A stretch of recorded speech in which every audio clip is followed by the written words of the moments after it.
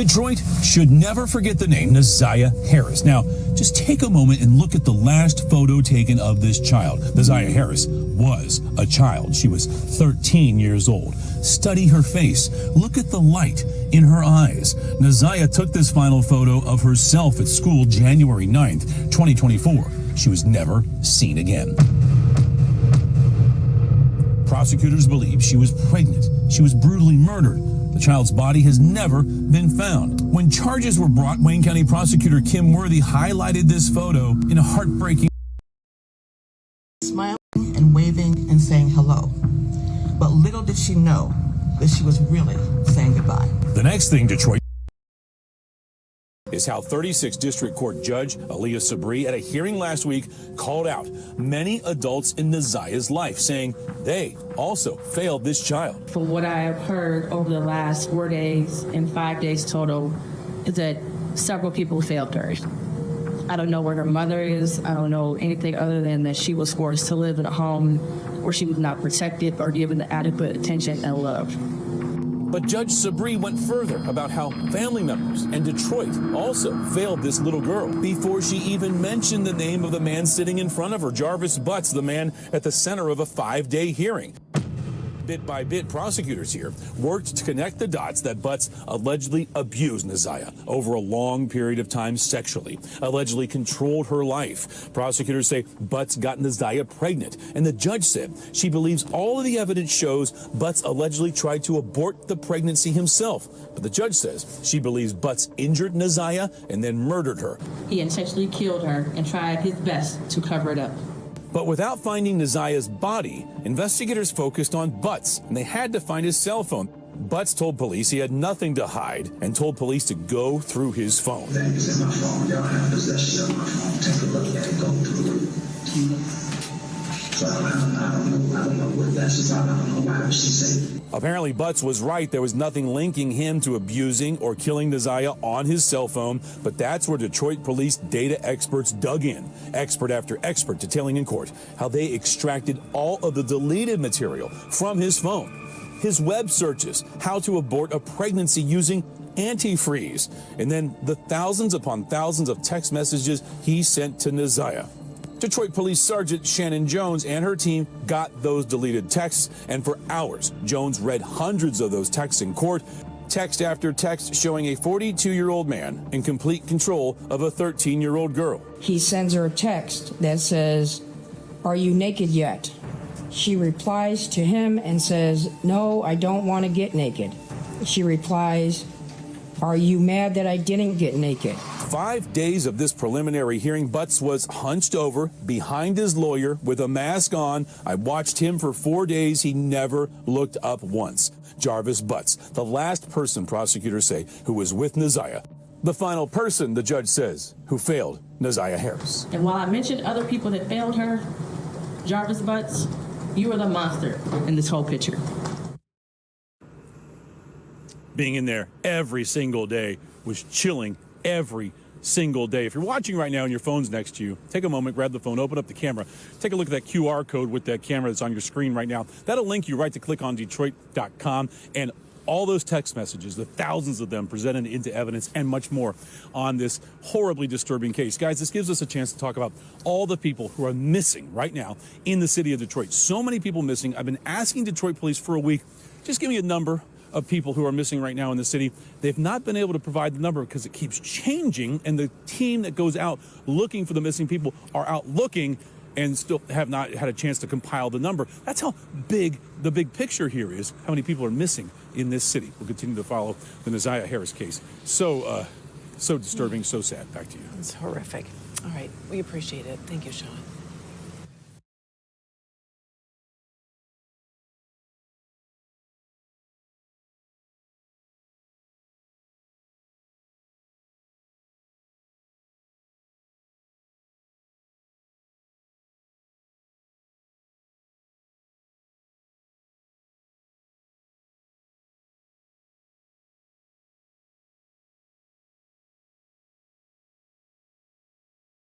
Murder. I have to speak on ZIYAH Harris and the community who failed her. And I am only presented with certain evidence. I don't know the whole story. The attorneys know more than me, the family knows more than me. But from what I have heard over the last 4 days and 5 days total, is that several people failed her. I don't know where her mother is. I don't know anything other than that she was forced to live in a home where she was not protected or given the adequate attention and love. I don't know where her father is. I don't have any mention of him in her life, no presence. To Cordell, AKA King, and all the men who saw Jarvis Butts hanging out and always around these young girls, including ZIYAH, and his 9-year-old daughter going up to the shop to clean up his shop. The school counselor who never showed up, or the person who was supposed to show up if that counselor was absent, after ZIYAH was on the floor on the day she went missing, saying that she needed to speak to someone and speak to a counselor. There's no mention of CPS, but I wonder what their involvement was over the years, because this was not just a one-year thing. There are text messages at least from 2022. To her adoptive grandmother, Annette Harris, whose testimony, in my opinion, was very questionable. I understand why the people put her on the stand to establish ZIYAH's residence and the houses on Bedford and the regular routine, to establish also that ZIYAH was not a runaway child, that she was not a bad kid. I do believe she adopted ZIYAH. I do believe that she had 6 kids in the house. I believe that ZIYAH had on a dark hoodie the day she went missing, and that she had on red and black Nikes that day. What is hard to believe is that the defendant never came into the house as she testified. And there was also a minor that testified that he did as well. Text messages that show between him and ZIYAH that he did in the basement, saying he was going to the shower, stealing her panties. He was always lurking around that house and asking for Janiyah and ZIYAH, from what I know. I even thought about the breakfast routine and saying that all the kids like eating breakfast at school. Did they have a choice? I don't know. But to always send those girls up there to clean up the shop raises questions. And how were there 2 women in that house who have birthed children themselves who did not notice that ZIYAH was pregnant, and I believe she was, and not having her period anymore? But then after hearing text messages today, begging Jarvis for pads as if she didn't have anyone else to give them for her. And what stood out the most was when Annette Harris stood on the stand, and she learned around 6 p.m. that ZIYAH did not come home from school, and said she looked around for her and decided to wait until the next morning to call the police. Without a tear, without emotion, or any expression of being devastated. And to her Aunt Shannon, who also showed no emotion, expression of being devastated from ZIYAH going missing. She stated that she had friends help look for ZIYAH, but was directed to just wait until the morning to call the police. A grown woman who likely suspected something strange going on didn't feel the need to call the police either. They were both able to go to sleep at night without hearing from ZIYAH or having any indication that she was coming home that night. And of course, the defendant, who I will get to in a minute. I don't know who else failed ZIYAH, but the community did. As far as the people establishing probable cause, I will focus on count 1, as it's been stated that there is no contention with counts 2 and 3. In count 3, I will amend based off of the motion and the testimony I heard that ZIYAH was 12 and not 13 at the time that Jarvis Butts had sexual intercourse with her. The prosecution is correct. You do not have to have a body to establish first-degree premeditated murder. It would have been a much shorter exam had her body been found, but this is where we are. In the last 365 days, no text messages. We all heard today and yesterday that she was very active and frequently texted. No social media for a year. We heard through testimony that she was also active on social media. No phone calls. which she was also able to do according to testimony. No physical sighting of her by anyone. She never came back to school. No one has seen her. Medical records dated from July 2014 to October 2023 indicated that she had no life-threatening medical issues that would lead to a natural cause of death. The black hoodie found in the area of 7 Mile and Berg with her DNA and blood on it.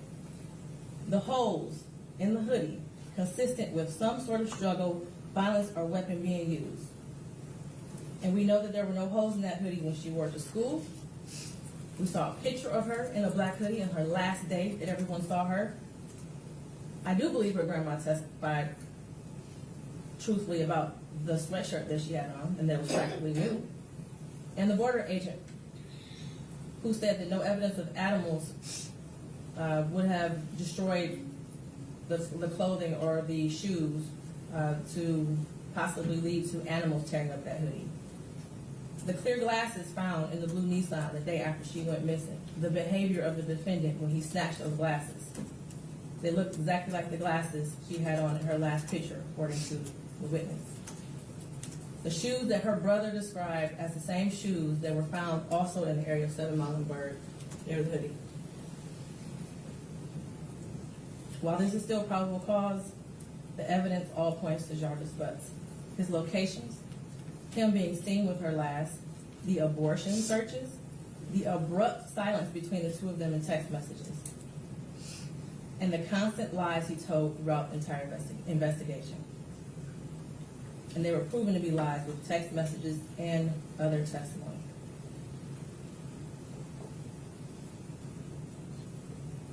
We may never know what happened, but from what I heard today and over the last 4 or 5 days, it appears he intended to perform what he thought was a do-it-yourself abortion on ZIYAH and went south, and instead of seeking medical attention for her, he intentionally killed her and tried his best to cover it up.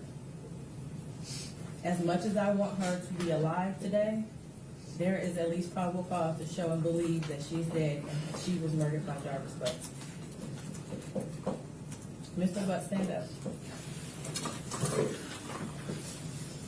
You've been sitting over there for 4 days with your head down, hidden between and behind your attorneys, with your mask on, and taking vigorous notes. I want you to pay attention and listen to everything I have to say. I have been trying to figure out for the last 5 days, you. At one point, I thought you were cognitively impaired in the beginning of this exam. And then maybe you had the brain of a 10-year-old, and that's why you were doing such things. But as I heard more and more testimony, you're just a true definition of a pedophile. Watching you laugh and brag about all the women you have with different women and the children and the girlfriends, and making babies to groom them and having them in your presence, and cleaning up, quote, cleaning up your shop, and the little girls around you, has landed you here today. You groomed ZIYAH. You played mind games with her. We all heard that. You controlled her emotionally. She was exposed to so much at such a young age. The text messages between you two were disgusting to hear. And to think that she had you saved in her phone as bae for life. ZIYAH deserves so much more. And while I mentioned other people that failed her, Jarvis Butts, you were the monster in this whole picture. She did deserve love from her parents and everyone who was in her life. She was ignored, she was neglected, and you took complete advantage of that. She wanted someone to love her, and she will never know what that feels like. Your children deserve more.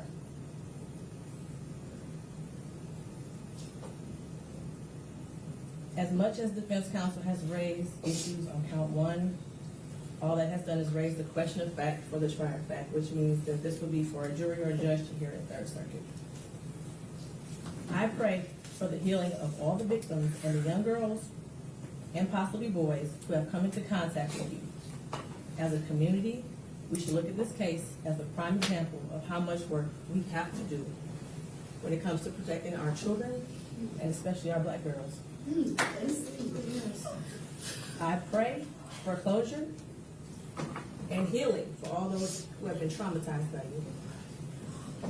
And for you, Jarvis Butts, I wish you a speedy trial and that justice be delivered.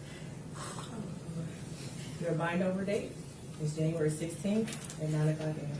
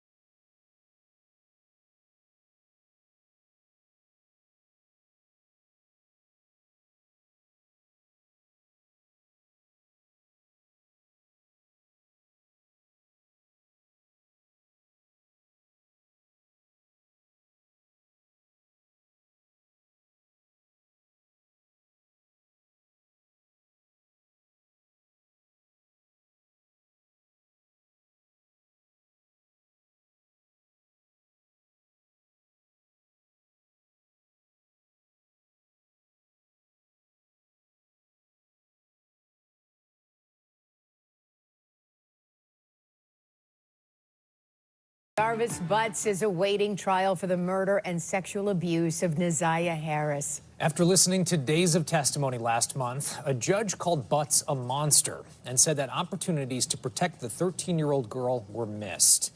Tonight, the 7 investigators are revealing years of warnings that preceded Butts' alleged crimes. Warnings that family members say were made to Children's Protective Services that could have saved ZIYAH's life. Here's what 7 investigator Ross Jones has uncovered. You look at that face, and you do not see the horrors that she had gone through in her short life. The exploitation, the molestations, the sexual abuse, and the pregnancy that she was concealing. Years before Jarvis Butts would be charged by Wayne County's prosecutor, accused of killing and sexually abusing 13-year-old ZIYAH Harris, Harris's own relatives say they saw the warning signs and told anyone who would listen. So that at that point, I was like, this is too much. I'm calling CPS. I tried not just once, but multiple times for them to take me serious in what I was saying. Kiwana Morton and her cousin Jernell are both relatives of ZIYAH Harris. In February of 2022, Jernell says she learned of allegations of improper touching involving Butts and other small children. She says she was told about the claims while talking to her niece, Jarvis Butts' girlfriend, and that the alleged victims were ZIYAH Harris and 2 other children. I was just like, oh my God, I was not crazy. This needs to be looked into. She says she took the claim seriously in part because Butts was on the sex offender registry, having spent more than 8 years in prison for third-degree criminal sexual conduct. She didn't alert authorities at first because she believed her niece would notify police. But weeks later, Jernell did notify Child Protective Services. Her complaint came in on April 13, 2022. There was an incident at a birthday party, the complaint reads. One of the children that attended the party accused Jarvis of sexual abuse. ZIYAH, and name withheld, reported that Jarvis touched both of them inappropriately as well. Jarvis touched, name withheld, in her private area, and it hurt. Jernell made the complaint over the phone. They basically told me if they needed me for anything else, they would reach out. The next day, Jernell would receive a text from her niece, Butt's girlfriend, confirming that CPS had contacted her. CPS called me, the text reads. They called about the well-being of my kids. Then they called back to get Jarvis info. A CPS spokeswoman would not tell 7 News Detroit if investigators ever questioned ZIYAH Harris after receiving the complaint.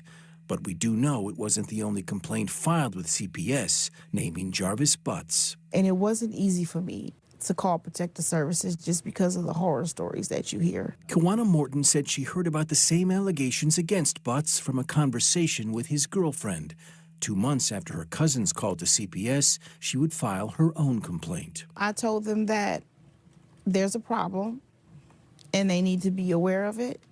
I am 90% sure that there's sexual abuse going on within the home. Did you specifically mention Jarvis by name? Yes, absolutely. Internal CPS records we obtained show that investigators looked into that complaint, conducting a face-to-face interview with Butts, who strongly denied the allegation. A forensic interview was conducted with the alleged victim, and no disclosures were made. CPS said the home was clean and free of observed safety concerns. The allegation was denied, assigned a low-risk level. These are 2 complaints of at least 5 filed with CPS since 2015, naming Jarvis Butts. They allege concerns about possible molestation, physical abuse, or living conditions. Some of the complaints are generic, and none would ultimately substantiate that Butts was improperly touching children. Just over a year after the last complaint on record, Butts would be charged with sexually assaulting and murdering ZIYAH Harris. I'm brokenhearted because this could have been prevented. All of it could have been prevented. Attorneys for Jarvis Butts declined comment for this story, citing his pending criminal case. As for CPS, a spokeswoman for the Department of Health and Human Services said that their hearts go out to the family and friends of ZIYAH Harris. They said that state and federal laws prohibit them from commenting on what we just reported, but that they are committed to ensuring the health and safety of all children. I'm Ross Jones, 7 News, Detroit.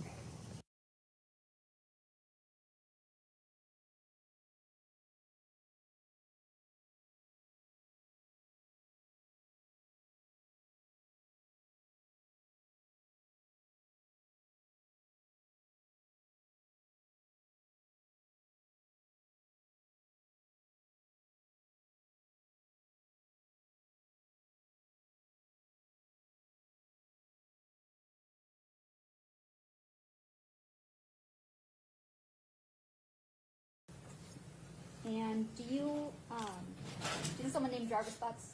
Yes. And how is it that you know him? He's my brother. Okay. And how old is Jarvis Butts? 42. As far as Fisher, I agree with the people that this case is distinguishable. This is a case regarding a trial. And the one thing I had highlighted in pink was the quote, in this case there was no physical evidence such as bloodstains or a weapon leaking defendant to Joyce's death. In this case, we don't have the same facts or circumstances. I do agree this is a circumstantial case, and circumstantial evidence is sufficient for a bind over and even conviction. Today is January 9th, 2025, exactly 1 year, from the day ZIYAH Harris disappeared. Before I get into the charges, and the main charge of premeditated first-degree murder, I have to speak on ZIYAH Harris and the community who failed her. And I'm only presented with certain evidence. I don't know the whole story. The attorneys know more than me, the family knows more than me. But from what I have heard over the last 4 days and 5 days total, is that several people failed her. I don't know where her mother is. I don't know anything other than that she was forced to live in a home where she was not protected or given the adequate attention and love. I don't know where her father is. I don't have any mention of him in her life, no presence. To Cordell, AKA King, and all the men who saw Jarvis Butts hanging out and always around these young girls, including Ziya, and his 9-year-old daughter going up to the shop to clean up his shop. The school counselor who never showed up, or the person who was supposed to show up if that counselor was absent, after Ziya was on the floor on the day she went missing, saying that she needed to speak to someone and speak to a counselor. There's no mention of CPS, but I wonder what their involvement was over the years, because this was not just a one-year thing. There are text messages at least from 2022. To her adoptive grandmother, Annette Harris, whose testimony, in my opinion, was very questionable. I understand why the people put her on the stand to establish Ziya's residence and the houses on Bedford and the regular routine, to establish also that Ziya was not a runaway child, that she was not a bad kid. I do believe she adopted Ziya. I do believe that she had 6 kids in the house. I believe that Ziya had on a dark hoodie the day she went missing, and that she had on red and black Nikes that day. What is hard to believe is that the defendant never came into the house as she testified. And there was also a minor that testified that he did as well. Text messages that show between him and Ziya that he did in the basement, saying he was going to the shower, stealing her panties. He was always lurking around that house and asking for Janiyah and Ziya, from what I know. I even thought about the breakfast routine and saying that all the kids like eating breakfast at school. Did they have a choice? I don't know. But to always send those girls up there to clean up the shop raises questions. And how were there 2 women in that house who have birthed children themselves who did not notice that Ziya was pregnant, and I believe she was, and not having her period anymore? But then after hearing text messages today, begging Jarvis for pads as if she didn't have anyone else to give them for her. And what stood out the most was when Annette Harris stood on the stand, and she learned around 6 p.m. that Ziya did not come home from school, and said she looked around for her and decided to wait until the next morning to call the police. Without a tear, without emotion, or any expression of being devastated. And to her Aunt Shannon, who also showed no emotion, expression of being devastated from Ziya going missing. She stated that she had friends help look for Ziya, but was directed to just wait until the morning to call the police. A grown woman who likely suspected something strange going on didn't feel the need to call the police either. They were both able to go to sleep at night without hearing from Ziya or having any indication that she was coming home that night. And of course, the defendant, who I will get to in a minute. I don't know who else failed Ziya, but the community did.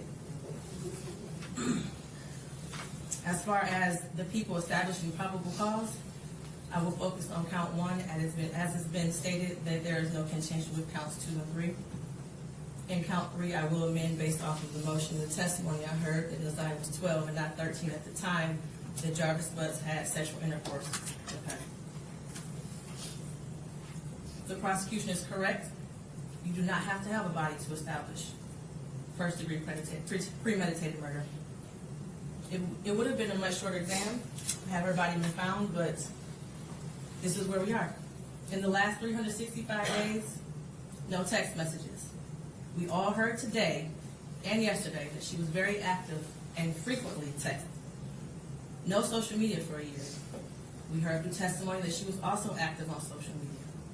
No phone calls, which she was also able to do according to testimony. No physical sighting of her by anyone. She never came back to school. No one has seen her. Medical records dated from July 2014 to October 2023 indicated that she had no life-threatening medical issues that would lead to a natural cause of death. The black hoodie found in the area of 7 Mile and Bird with her DNA and blood on it. The holes in the hoodie consistent with some sort of struggle, violence, or weapon being used. And we know that there were no holes in that hoodie when she wore it to school. We saw a picture of her in a black hoodie on her last day that everyone saw her. I do believe her grandma testified truthfully about the sweatshirt that she had on and that was practically new. And the border agent who said that no evidence of animals would have destroyed the clothing or the shoes to possibly lead to animals tearing up that hoodie. The clear glasses found in the blue Nissan the day after she went missing. The behavior of the defendant when he snatched those glasses. They looked exactly like the glasses she had on in her last picture, according to the witness. The shoes that her brother described as the same shoes that were found also in the area of 7 Mile and Bird near the hoodie. While this is still probable cause, the evidence all points to Jarvis Butts. His locations, him being seen with her last, the abortion searches, the abrupt silence between the two of them in text messages, and the constant lies he told throughout the entire investigation. And they were proven to be lies with text messages and other testimony.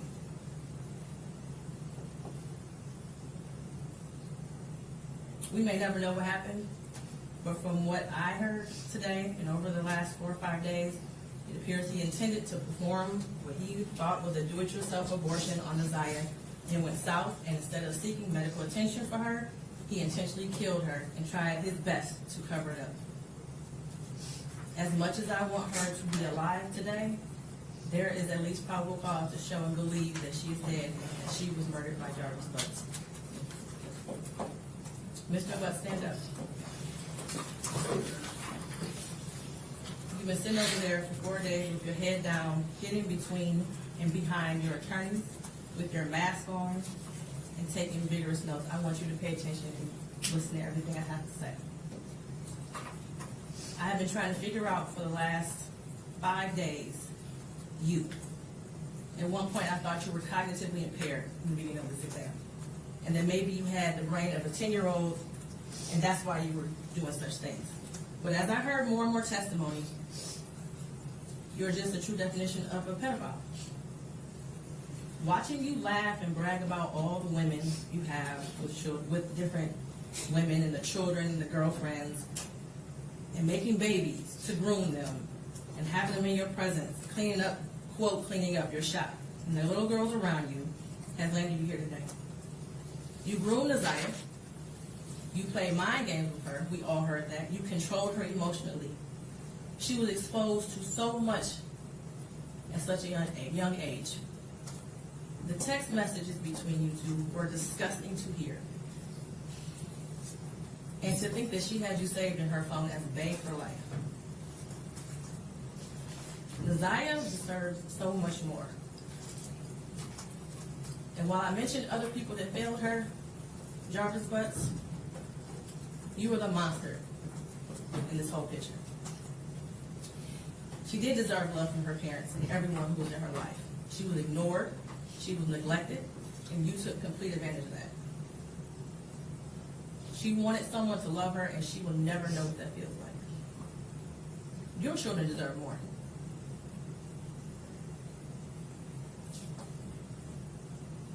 As much as defense counsel has raised issues on count 1, all that has done is raise the question of fact for the trier of fact, which means that this will be for a jury or a judge to hear at Third Circuit. I pray for the healing of all the victims and the young girls and possibly boys who have come into contact with you. As a community, we should look at this case as a prime example of how much work we have to do when it comes to protecting our children and especially our black girls. I pray for closure and healing for all those who have been traumatized by you. And for you, Jarvis Butts, I wish you a speedy trial and that justice be delivered. Your bind-over date is January 16th at 9:05 a.m. Anything else for the record? No, for the people, Judge. Thank you. Thank you, guys.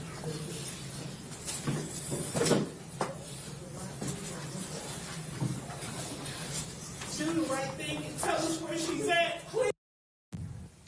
In just a few moments, the Wayne County prosecutor is expected to hold a press conference on the ZIYAH Harris case. You may remember she's the 13-year-old who was last seen back in January getting off a school bus on Detroit's east side. Investigators have searched countless areas in the city and across Metro Detroit, including part of Pittsfield Township and a pond in Clinton Township, with no success. That press conference just getting started. Let's go ahead and listen in now live. I have spent decades of my career looking at pictures of murdered people. When I was trying homicide cases for 6 straight years as an assistant prosecutor, I would spend hours thinking about the victim whose case I was getting ready to try, wondering how they spent their last weeks, their last days, their last hours, and their last minutes of their lives. What were they thinking about? Did they know that the end was near? And if it was someone they knew, what must they have been thinking as they were shot, stabbed, or whatever mechanism of death was used and confronted them with by the person they knew or loved? I can't imagine the thought that goes through their minds. But it's always, always 1,000 times worse when the person is a child or a baby, someone in the dawn of their lives who haven't begun to live their lives. The picture behind me is of ZIYAH, and that will always be haunting because it was taken just a short time before the evidence shows that she was never seen or heard from again. It was taken by ZIYAH herself, a selfie. That's the last known picture that we know about of her. And it was pointed out to me by one of the detectives on this case and by one of the prosecutors. She is smiling and waving and saying hello. But little did she know that she was really saying goodbye. We will provide to you later a very skeleton timeline of the time right before her death, before and after. Of course, the detail would be provided in court. The evidence shows overwhelmingly in this case that she is in fact deceased. The last time she was seen alive was January the 9th of this year, 2024, almost 9 months ago. Her missing status was reported to the Detroit Public School Police Department by her grandmother on that very day, when she never returned home from school. And again, that was January the 9th of 2024. In early February of 2024, the case was turned over to the Detroit Police Department. Frankly, that should have happened right away. But they began investigating immediately. The evidence would further show that through text messages that we know and that we have, ZIYAH and this defendant were going to meet after school on January the 9th. We know that she did indeed meet up with the defendant that we're charging in this case. We also know that several people close to Mr. Butts, who we were charging later, saw them together in several different locations, people that he knew well. We have evidence that at 9:30 p.m. on that day, that Mr. Butts checked into a motel and that ZIYAH was never seen or heard from again. Not from her family, not from her schoolmates, not from her friends, not from social media where she was extremely active with her friends, not from teachers, no one. We know that she had no medical conditions that would cause a life-threatening medical emergency to her. And he, again, was the last person that saw her alive. She would have turned 14 years old just 10 days ago on September the 16th of 2024. And again, no one has seen or heard from her. You look at that face, and you do not see the horrors that she had gone through in her short life. The exploitation, the molestations, the sexual abuse, and the pregnancy that she was concealing. The evidence will show that from one of her text messages to and with Jarvis Butts. And we also know, the evidence will show, that there's no evidence of anyone else being the father of that child, other than the defendant himself, who we charge today. And he knew she was pregnant. We know that he was also searching for ways to abort the baby. We know that sexually explicit photos were requested by him of her and that she contacted her. All the hands we let, the man charging with her death and also her long-term sexual abuse. A process that was put together. Excellent. The Detroit Police Department. Anyway, we reviewed 111 gigabytes of video, witnesses and witness statements, body-worn camera footage, surveillance video, police reports, documents, 19 gigabytes, medical records, search warrant returns, phone extractions, which came to 506 gigabytes.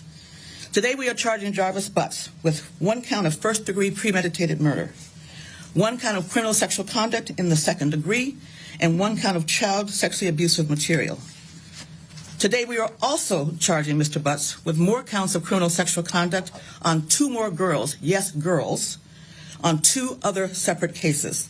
The girls in question now are 20 and 11 respectively today, but both were under the age of 13 years old at the time the offenses occurred that we're charging. We are charging that one victim who is now 20 years old, that from April of 2012 to April of 2014, is alleged that defendant Bucks sexually assaulted the victim at a residence in Detroit. Further facts and evidence on that matter will be placed on the record at the preliminary examination. In that case, we charge Mr. Butts with criminal sexual conduct, 1 count in the first degree, person under 13, defendant 17 or older. In that case, we are also charging Mr. Butts with 3 counts of criminal sexual conduct in the second degree, person under 13, defendant 17 years or older. In the second criminal sexual conduct case, well, I guess the third, that we're charging today, we are alleging that the victim, who is now 13 years old, that from July 2015 through July 2017, we're alleging that he sexually assaulted the victim at a residence in Detroit, and again, further facts and evidence will be developed at the preliminary examination. Defendant Butts have been charged with, in that case, 1 count of criminal sexual conduct in the second degree. Child under the age of 13, Mr. Butts over the age of 17. Based on all the evidence that I've laid out now and much more that will be shown later in court, based on all these cases we will present in court, Mr. Butts targeted and befriended women who had to have sexual relationships with their young daughters. He would have relationships with their mothers, but his true desire was to have sex with their young daughters. That's what the evidence will show. He was a classic and expert groomer and pedophile. It's incredibly sad, incredibly unspeakable, and we want to bring justice to her and her family. I have to take this moment to say something to you, and this is not directed at all at Neziah's family, who by all accounts had many in her family that truly loved her. This is directed to everyone else listening to me now. We must be very careful who we let into our hearts and our homes and our lives, especially if you have children. We must be very careful who we have around our children and elders respectively.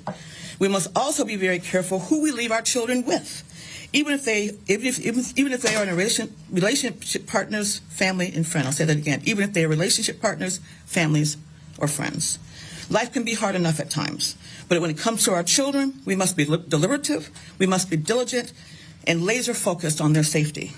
And sometimes we must make decisions about them and their lives that we may not like and that they may not like, but it's for the betterment of them and their safety and their future. When something doesn't feel right, even if it's just that voice in your head, it usually isn't right.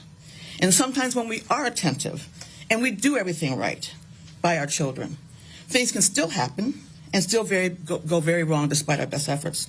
This can happen to good watchers of children. But we must always ask ourselves at the end of each and every day, was I right by each member of my household in terms of their safety? Did I do right by my children? Now, of course, Mr. Butts is presumed innocent unless and until he's found guilty on each and every crime and count that we have charged today.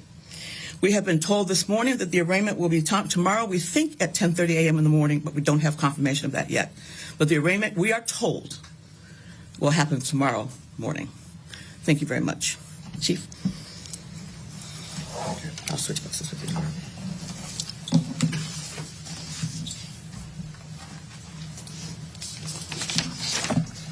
Good morning. This is one of the most difficult cases that I have been a part of, and I'm just so very thankful to the detectives and the investigators in homicide. The tragedies that happened to this little girl touches each and every one of us, and unfortunately, she lost her life at the hands of someone who should have been concerned about her safety. I just want to take a couple moments and thank Madam Prosecutor and her team for the amazing work, the commitment, the hours that they put into this work. I want to thank our major crimes, missing persons, homicide, specifically Sergeant Jones, and Lieutenant Amber Roberson. When I tell you the days and hours and the tenacity that they put into this work, it's not often that I'm not surprised by our officers, but when I saw the work and the hours and the time that they put in there, I was absolutely in awe at my weekly briefings and the time that they put into this case.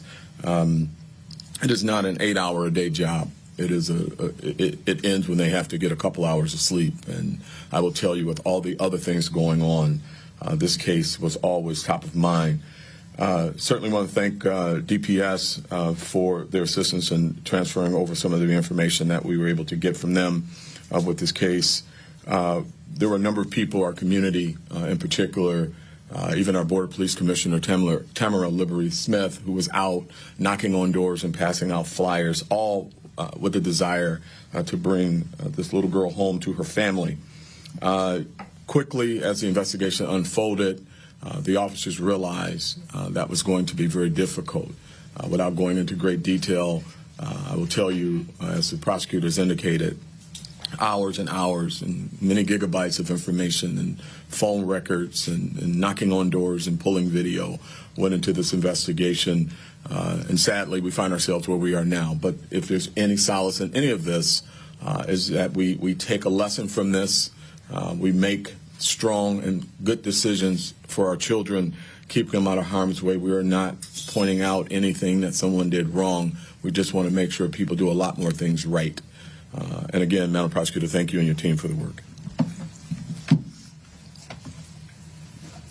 All right, the Chief and I will take a few questions, if you have any. I have one.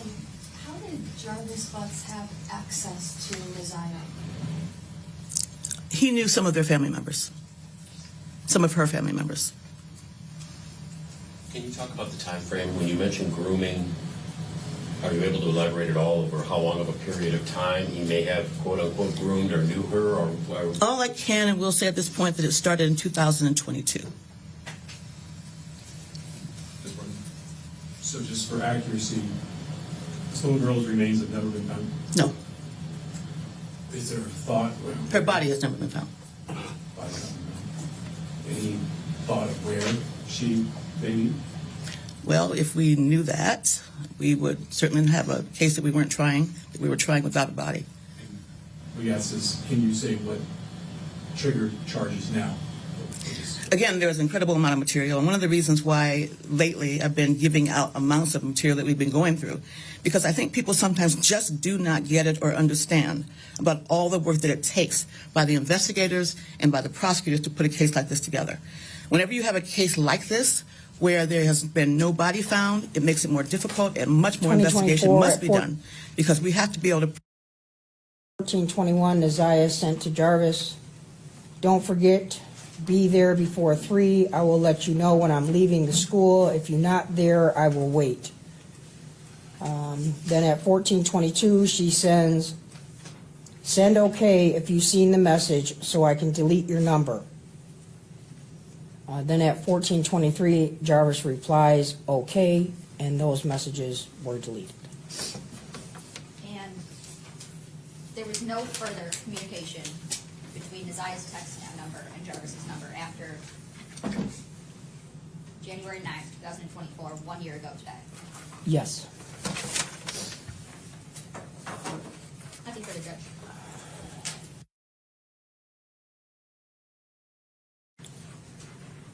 January 9th, 2024 at 1421, ZIYAH sent to Jarvis. Don't forget, be there before 3. I will let you know when I'm leaving the school. If you're not there, I will wait. Then at 1422, she sends, send okay if you've seen the message so I can delete your number. Then at 1423, Jarvis replies, okay, and those messages were deleted. And there was no further communication between ZIYAH's text number and Jarvis's number after January 9th, 2024. Prove that the person is deceased. Are you able to say how long this suspect was on your radar or when you really started locking in on him? No, by law, I can't really comment on that because that would leave me in a place where I can't talk about it right now. Could things have maybe moved forward a little faster if the school police had got with Detroit police right away? Yes. Can you talk a little more about? No, I better not. I have strong opinions there. You added to that the evidence, however, suggests that Ziyiah Harris is dead, correct? We are going to be able to prove beyond a reasonable doubt that she's dead, as we must do by law. You can't say why. Because no one's seen her, no friends, no family, no teachers, no medical conditions. Even on her birthday, 10 days ago, she contacted no one. This was a child that never missed school, but the school hasn't seen or heard from at all again. This is a young girl who was very active on social media, and crickets, nothing, since January the 9th of 2024. Anything from the defendant? And we have other things, too, that will come out in court. Any cooperation at all, or utterances, statements from the defendant? I can't get into that. Without being able to speak in detail, I'm sure, do you have any evidence to indicate manner and location of death or where this might have occurred? No, because we can't do that unless we have a body. Mr. Butts is currently facing charges being prosecuted by your office. Can you talk additional charges before these? Can you talk about those at all? He is, and we next appear in court on Monday, January 30th. Have there been any other arrests made in this case? I don't think so. We just saw an unfounded. Good afternoon. Could you please state your name for the record? Tijuana Butts, And how old are you, Ms. Butts? 46. And do you know someone named Jarvis Butts? Yes, And how is it that you know him? he's my brother. Okay. And how old is Jarvis Butts? 42. And do you know his birthday? Yes, When's his birthday? November 21st, 1982.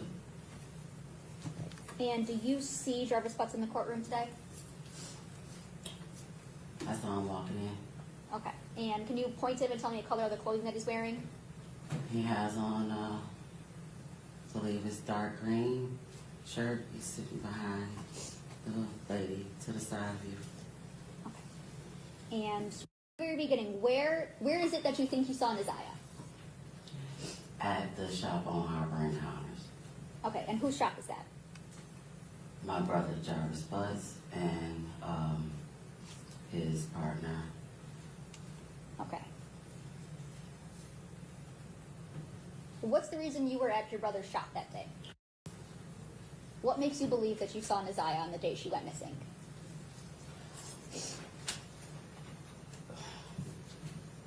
Where do you want me to start? It's a lot.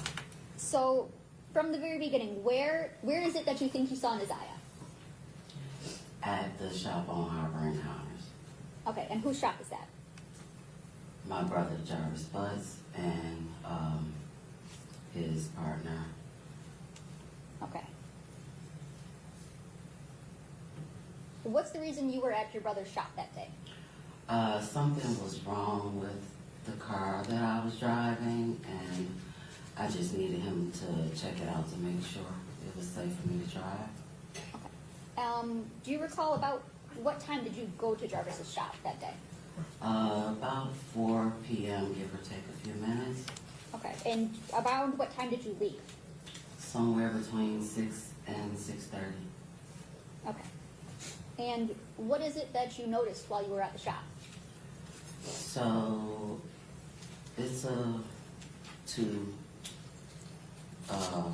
car, like garage. So I was sitting outside of the shop in my car because they were working on another car on the inside. As I sat there for the time that I was there, I kept seeing a little girl get in and out of his truck, going to the gas station and going back to his car. Okay, so I'm going to stop you right there. Whose car are we talking about? My brother. Okay, and what kind of car was it?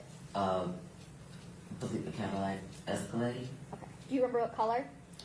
Kind of like a pearl white, off white cream color. Okay, and you said you described this as a two garage shop.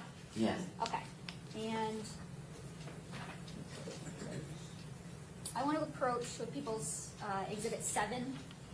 Okay. Now, Ms. Books, do you recognize what is it we're looking at in People's Exhibit 7? Yes. Okay, what is that? That is the shop Okay. right in the middle. And where at were you parked when you saw someone getting in and out of Jarvis's truck? In front of the car doors, or the garage right here. I was parked facing, I don't know what direction it is, but going towards Gratiot. I was like in front, but outside. Okay, so you were kind of parked parallel with the road. Yes. Okay. Can you draw a T where your truck was? My car? Yeah, your car was. Can I? Yes. And then put an arrow the way you were facing.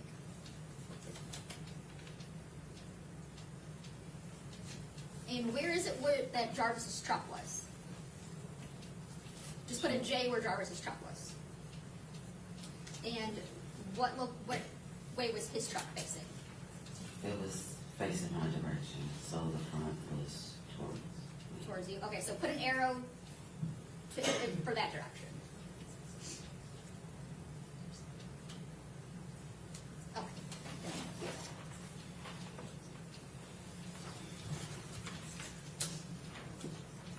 Now,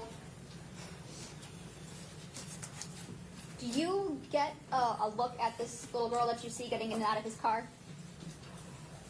I saw her, as she was walking. I never saw her face. Did you see any clothing? I did. Okay. Did anything about the clothing stick out to you that you remember? I just remember her having on a colorful jacket. Okay. And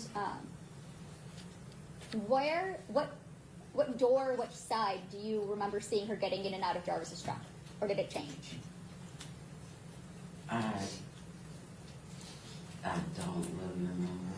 Okay, that's okay. So you said you mostly remember a jacket, a colorful jacket. Yes. Okay. Now, I'm going to show you what's marked as People's Exhibit 2, which is already admitted, and People's Proposed Exhibit 10. You understand my approach? Yes. Handing you what's marked as People's Exhibits 2 and 10. Okay. Do you recognize anything in those photos? Yeah. Yes? Yes. What is it that you recognize? Right here, this jacket. And for the record, you're pointing up in channel 1, and you recognize this like pink colorful jacket? Yes. Okay. And that's in People's Exhibit 10? Your Honor, I would move for the admission of People's Proposed Exhibit 10 as Exhibit 10. Is that a fair and accurate depiction of the jacket that you saw that day? Yes. I would move for the proposed People's Exhibit 10. Any objection? No objection. Okay, it'll be admitted as People's Exhibit 10. Okay. And in People's 2, is that also, where is the what you recognize People's Exhibit 2?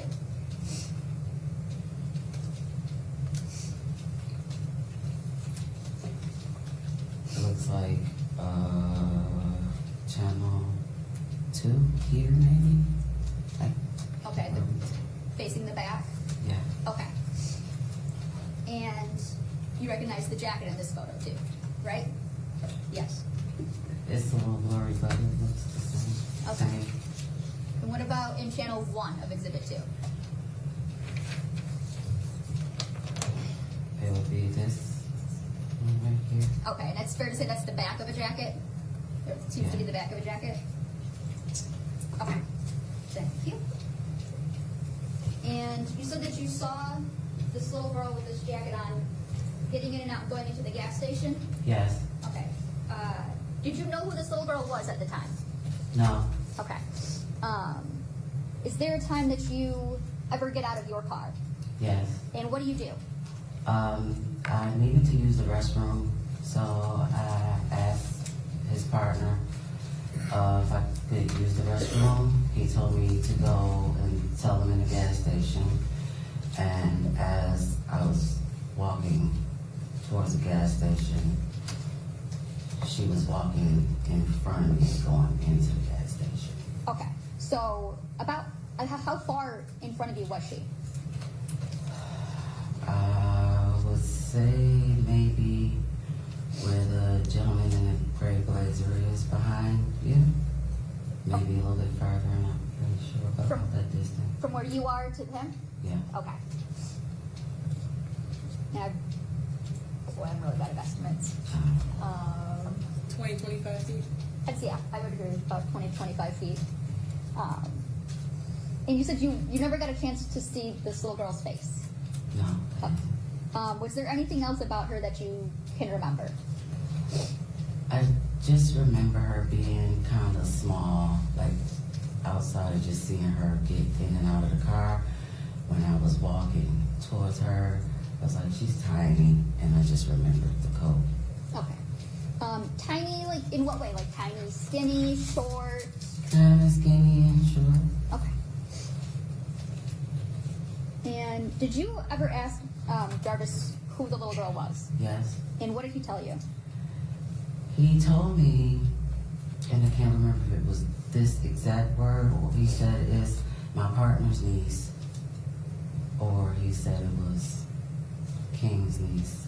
Okay, but you knew who he was referring to? Yes. Okay. Did you think anything of it at the time? No. Okay. And what is it that made you think something? Was there a time where you thought something different? Yes. Okay. And what is it that made you think something different? I received phone call, well, a video call from one of his kids' mom, and she told me about some things that happened on Valentine's Day, and then she sent me a video of a podcast about my brother. Okay.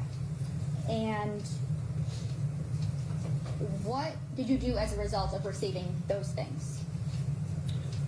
I called Shannon and I asked her for Sergeant Jones' phone number. Okay. And who's the Shannon that you called? His kid's mom. Shannon Harris? Yes. Okay. Do you do anything before you go and talk to Sergeant Jones? Yes. Okay. What is it that you do?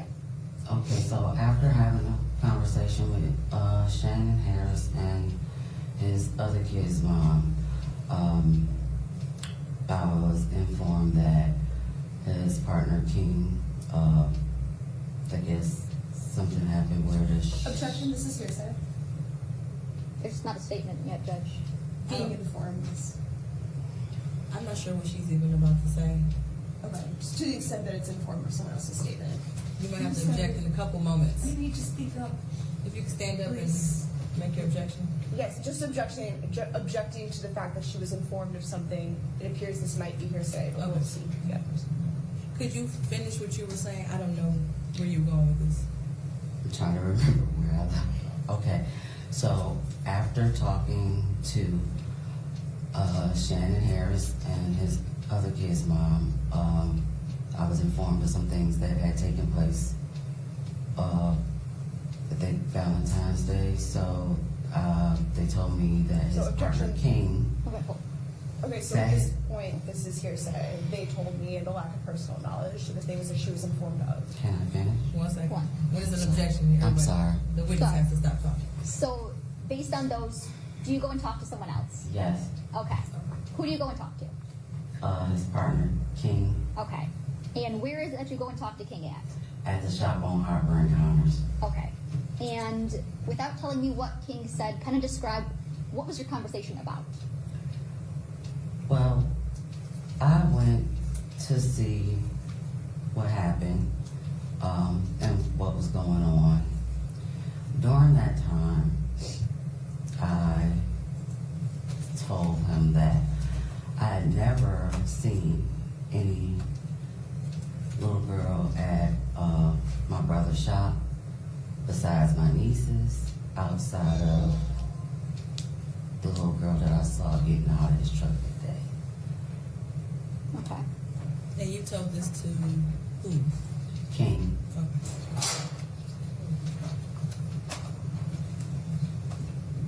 And who is King again? His business partner. Okay, and do you know his government name? I believe it's Cordero or something like that. I just always call him King. Okay. So you went and told him that you hadn't seen anyone out at the shop besides your nieces and then the one little girl you saw that one day? Yes. Okay. Did you ask him about that little girl? Well, I didn't ask him about it. After I said that to him, he told me. Objection, Your Honor, this is going to be hearsay again. Judge, it's going to go to the effect on the listening. There could be an exception. I don't know what she's saying. So you might as well just stay standing up. Go ahead, say what you were going to say. After I mentioned to him that I had only saw my nieces and one particular little girl, he then told me that that was NZIYAH that I saw that day and I was there. So I would object then, given now that she has testified to that it is hearsay, and that it is being introduced for the truth. And Judge, I would say that it's actually a statement of identification.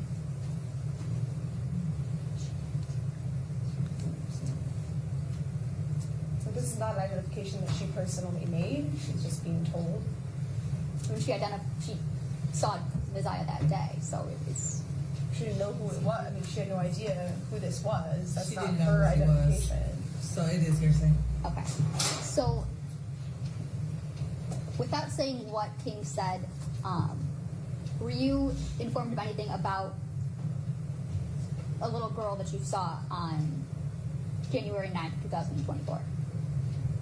Yes. Okay. And to your knowledge, Jarvis had told you that that was King's niece? Yes. Okay. And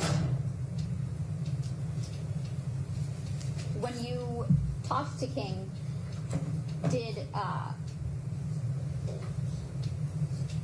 you have reason to not believe what Jarvis told you? Yes. Okay. Do you know your nieces from Jarvis?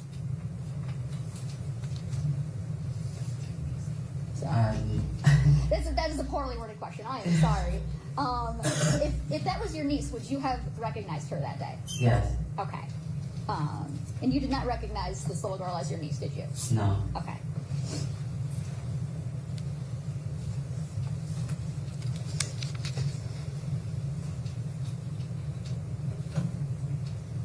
What is it that you did after speaking with King that day? I called Shannon Harris and I asked her for Sergeant Jones' phone number. Okay. And did you eventually talk to Sergeant Jones? Yes. Okay.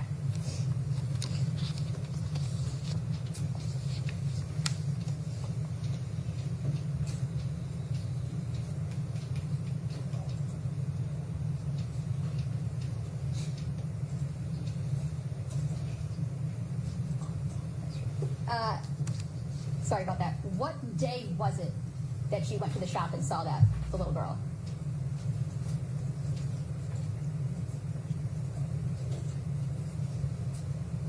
Can I ask you a question? I didn't remember the exact day at that time. Okay. What is it that makes you believe that it was ZIYAH Harris that you saw on that day?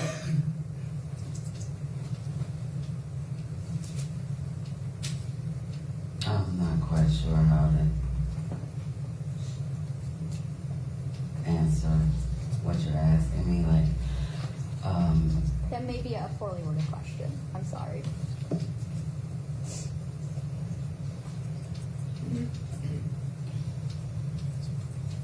Can I just have 1 second, George?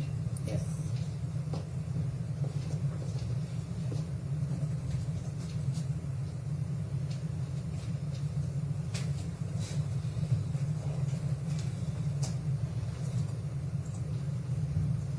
Ms. Butts, did you come to learn of the day that you had gone to Jarvis's shop by going through the locations on your phone? Yes. Okay. And that's the day that you don't remember off the top of your head right now, but it is revealed in your phone locations? Yes. Okay. Let's see here.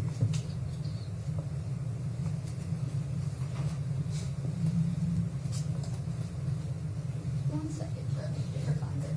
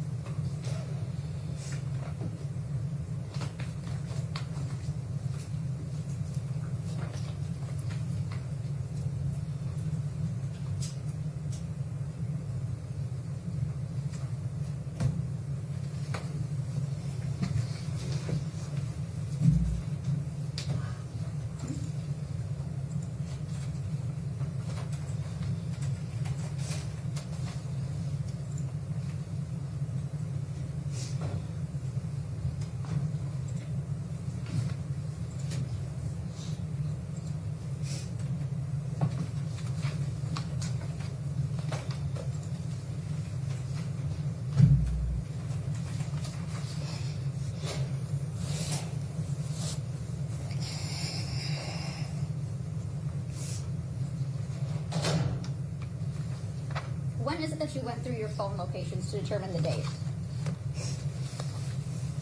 I'm sorry, do you need a moment? I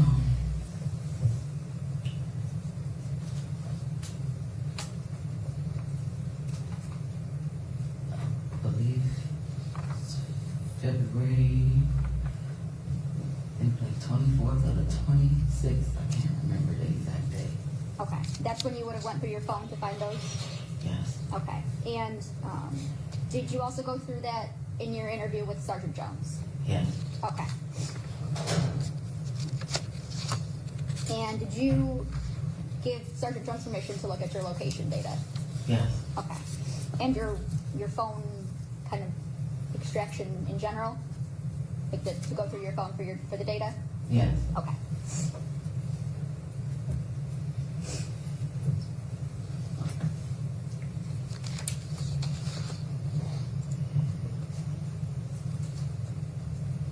Nothing else, Judge. Thanks, class. Good afternoon. So you go to the shop where your brother works periodically, right? From time to time, yes. You've been there prior to the day we've been talking about today? Yes. A couple times at least? Yes. And you've been back there after? Yes. But the day we've been talking about, that's the only time you ever saw a child there? That was the only time I saw a child I didn't recognize. Okay, so you had seen other children there before? Yes. Okay. When you say that you recognize, these are who exactly? My nieces. And when you first arrived at the shop that day, Jarvis told you that he wasn't going to be able to work on your car? No. No? Did you ask him if he'd be able to? Judge, I think this calls for hearsay. They can't admit statements of the defendant. I'm looking more so for her own statement, actually. For her We'll what? start with her own statement. Okay. Did you ask him right away if he would be able to work on your car? I talked to him prior to coming to the shop. Before you arrived, you asked if he could work on your car that day? I asked him to look at my car that day. Okay. Did you arrive at the shop with the understanding that he would or would not be able to? I arrived at the shop knowing that he was going to look at my car.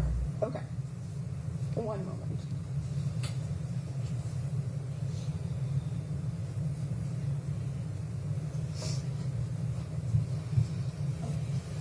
And was that via text or call or some other way? Probably video call. Okay, so a video call a little bit before you headed over? Earlier in the day, maybe. Okay. I'm not sure exactly what time. Okay, so that's how you decided that you'd go over later. He told me I could come. This is kind of all calling for hearsay in a backdoor way. The response is hearsay. Not that you necessarily asked for it, but it's hearsay. Sure, we can keep it to her own. So to be clear, we don't need to talk about what he said to you, but you did a video call to him. And in that call, you asked if he could work on your car. You keep saying work on my car. I said look at my car. Okay, look at your car, but you asked him personally in the video call. Yes. Okay, and that was maybe that morning? I don't remember what time of day it was, but it was before I went to him. Okay, thank you.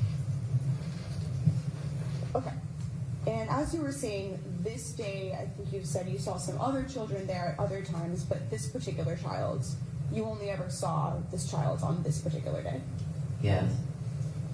And the whole time you were there, from your testimony and from that police interview, you said that you never saw her face? Yes. And then you did also see some news stories about this case? Yes. Yeah, in the podcast that you talked about. Right, there were some podcasts. I had already saw her on the news, but I did not know who she was. Sure, but that was, by seeing those stories, that's how you started to think. Well, I was sent the podcast after some other things that was told to me. That's when I received the podcast. So initially, between the day you were at the shop, right, and then until you started to see that news, at first you didn't make this connection that maybe she was anyone in particular. Not at all. Okay. And then through seeing that news, those podcasts, that's when you started to think she was. That's not the reason why I thought that. No, but that's the timing, or it's not? I guess you could say that. That's when you started to, at least when you saw those things, that's when you started to wonder. I was wondering before I saw the podcast. Okay. In your police interview that you did, Mm-hmm. did you tell them that at first when you saw the news, you didn't really make a connection because of not having seen her face? Yes. Okay. So that interview was on February 26, 2024, right? Yes. And you were having some trouble remembering some of the specific details from January 9th at that point? Not so much as remembering maybe the order I remembered it in. Okay. Were there some times, at least though, when you were asked some questions and some details that you had to say, I can't remember some things? I can't remember now. Okay. And would you agree that at least Like, that it's been a minute. Okay. I was just saying. probably did. I guess it would be safe to say because I didn't know. Okay, so you think it's safe to say that at that point in time, there are at least some details you were having a hard time, some questions you couldn't answer? I can't disagree. Okay.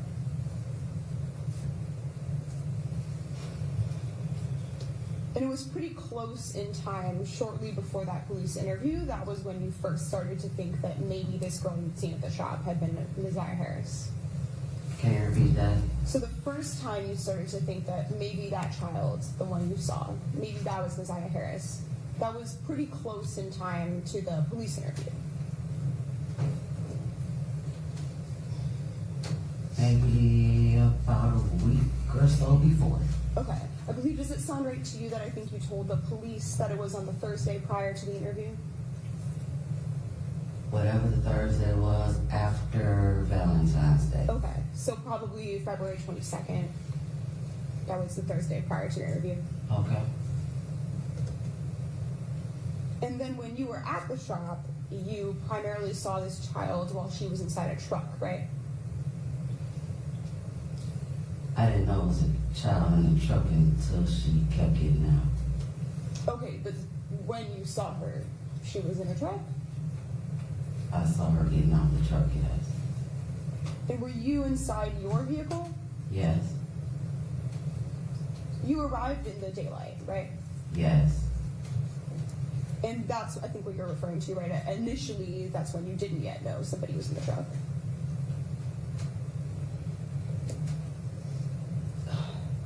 Can you say that again? So at the beginning, when you first got there, right, you didn't know right away that somebody was in the truck. No, I didn't. I think you had said before, because it was so light outside, it was a bit difficult to see into the truck. I wasn't really paying attention to his truck. He was outside of it. Sure. And then in your police interview, you referred to then seeing a light in the truck, and that's when you started to see somebody? Yeah, that's when the door opened. Okay, so there's a light turned on, and at the same time a door opened? That's the reason the light was on. Okay, because the truck door was open. Yes? Sure.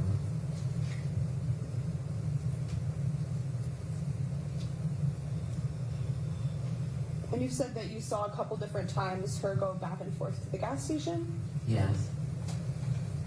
And only one of those different times you were on your way to the gas station as well? Yes. But for that whole time, she remained in front of you? When I was going into the gas station, she was in front of me. When I walked into the gas station, she went to the left, I went straight, and over to the right. For that walk over to the gas station, was it getting dark at that point? It was already dark. Okay.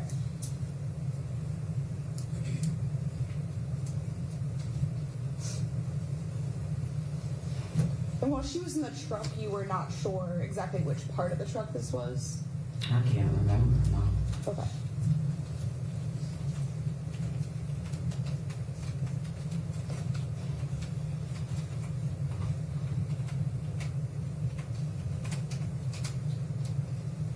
So you understood initially that when you arrived, you'd probably have to wait at the shop sometime? Yes. I think you referred to just one other car he worked on first. Is that all there was before you? It was actually another vehicle out there, but I don't pay my brother to work on my car, so I had to wait until he was done making his money. Sure. So I waited. Sure. So do you know how many cars he worked on before he got to you? I don't remember. Okay. Do you know if there were any other customers present in person? I did see someone, I can't remember what kind of car it was in, but it was, I believe, a gentleman that needed to pull into the garage because Jarvis asked me to move my car out the way because I was blocking the garage, so yes. Was this someone you recognized at all? No. So in total, other than Jarvis, or who you referred to as King, was there anyone present that you recognized that day? No, just King and my brother. So as you said, the sun set while you were there. Do you know about how long it was light out before it got dark? Well, I got there about 4 o'clock. It didn't take long for it to get dark. I don't remember the exact time, but it got dark pretty fast. Okay, and then other than when you went to the gas station, were you always at the shop? What do you mean? So did you go anywhere else? No, I never left. All I did was move my car when he asked me to move my car. And once the driveway was clear, I back where I was. I didn't go anywhere else. Okay. And when you were present, not going to the gas station, were you always inside your vehicle? Yes. Were your doors open or closed? Closed. Okay, and were your windows up or down? They were up unless I asked him something. Okay, so sometimes if you needed to communicate, you just open a window? Or I would call him, yeah. Yes. And you were saying today that at one point you did speak to Jarvis about who this girl was? Yes. And when you were talking to the police about this, you had said that you weren't sure exactly what his response was? What I said was I wasn't sure of the wording. Sure, that's what I mean. That Okay. You told the police, right, that it might have been King's niece, or maybe he said it's my homeboy's niece? He said it was his partner or King's niece, but He definitely said it was someone else's niece. Okay. Does it sound right to you that you used the term homeboy's niece with the police? I probably did. Okay. That's all it was saying to me. And then that's what you continued to think at first, right? At first, you just believed that it was someone else's niece. Yeah, Specifically, you thought it was probably King's niece. that's what I was told. Which I think as we established, right, King is the same person as Cordell, right? Yes. And then after that, you would listen to some of these podcasts and to the news. I listened to his kid's mother, and then I watched the podcast. Okay, so those are some things that happened. Both. Yes. And then once you started to have this different information you were gathering, then you kind of started to look into it for yourself. Yes. Do some of your own investigation. Yes. And then at one point following that, that's when you decided to go back to the shop Yes. to speak to Cordell Yes. and to discuss some of these things you've been learning with him. Yes. You and Jarvis are not particularly close. I wouldn't say that we're really distant. I don't see him every day. I don't talk to him every day, but he's my brother. Okay. He's your brother, but you don't have a very close relationship, or?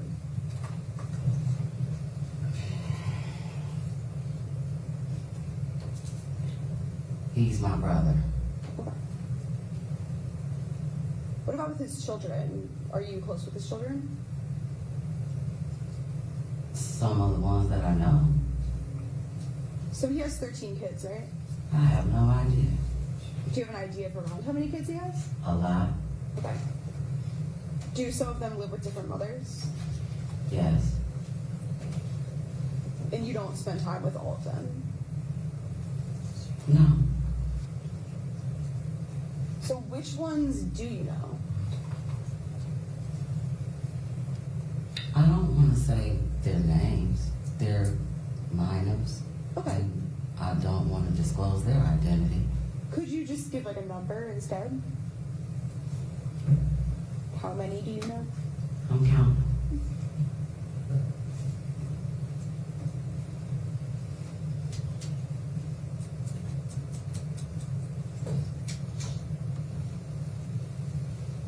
About 8. So when you say 8 that you know, does that mean 8 that you have like personal contact with? I have. Okay. When is the last time that you've seen any of them?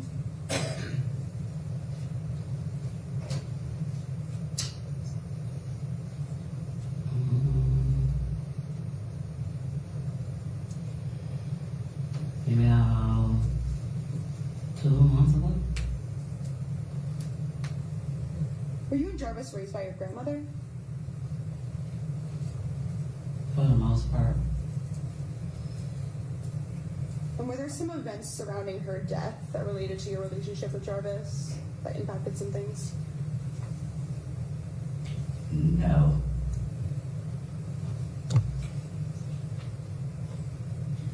Oh, I have no further questions. Thank you. Can you redirect? Yes, Judge.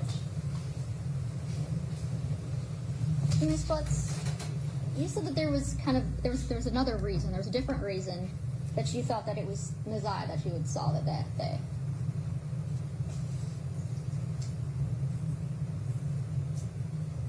When you were starting to compile, or when you talked to Shannon Harris, and then you got the podcast. Before that, you said there was other reasons why you had thought that was Neziah. So,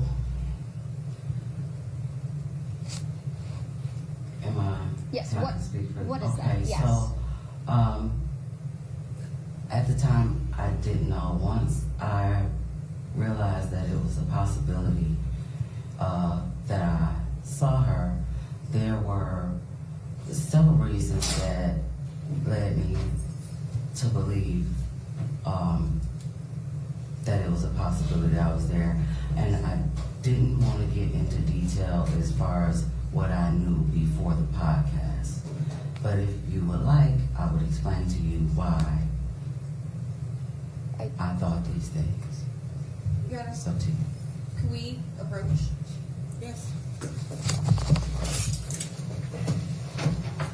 We'll be right back. Go in the hallway.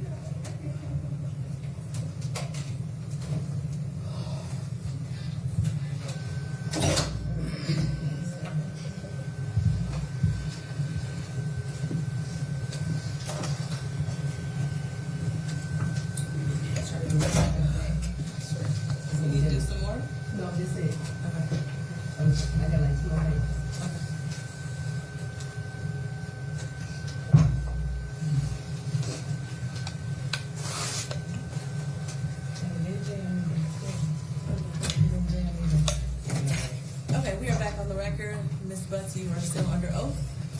Ms. Whip, you go right ahead. Thank you. So, Ms. Butts, what's the sources of these reasons that you have? Are these things that you know from your personal knowledge? Are these things that you observe yourself?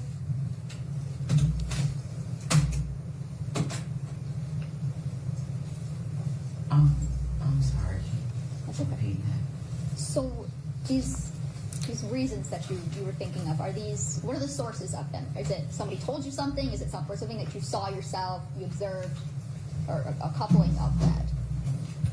I would say a bit of both. Okay. Things that I was told and things that I heard. Okay. Were there heard from Jarvis? No. Okay. Were these these things that you had already known prior Prior to thinking that that was Messiah that you saw? I'm sorry, I'm confused on the question. So are these things, the sources that you have for these reasons, are they like things that you have personal knowledge of, or are they things that somebody told you about?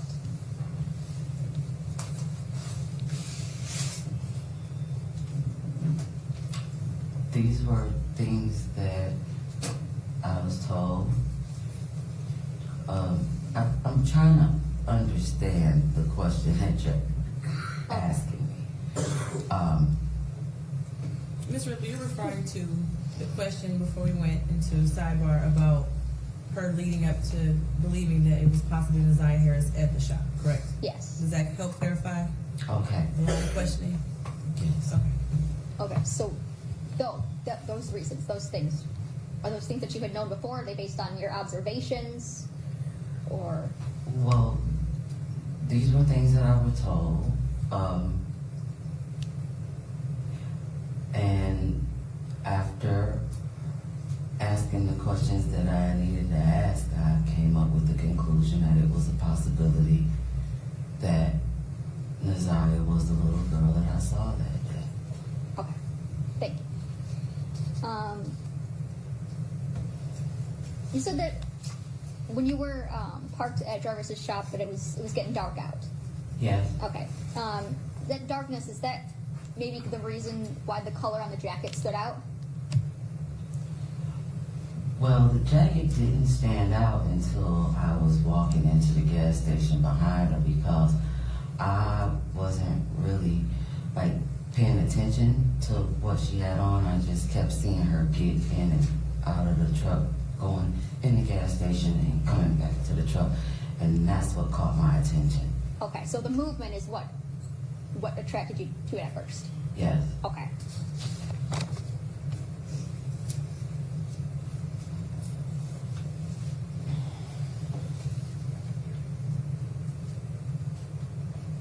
Nothing for the judge.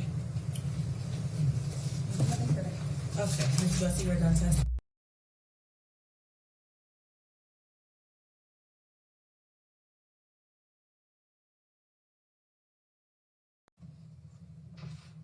Thank you all for coming today. I want to start out this morning by introducing those that stand with me.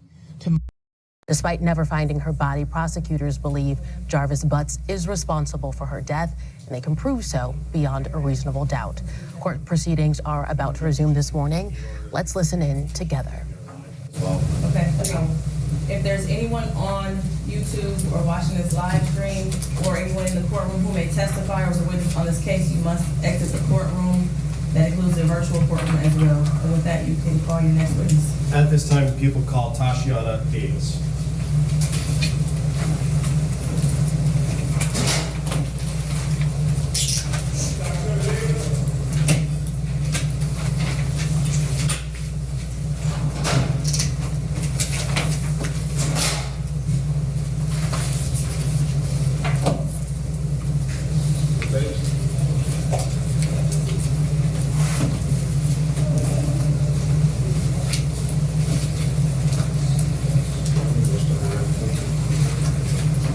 Give the court reporter your name right here, and then I'll swear you in.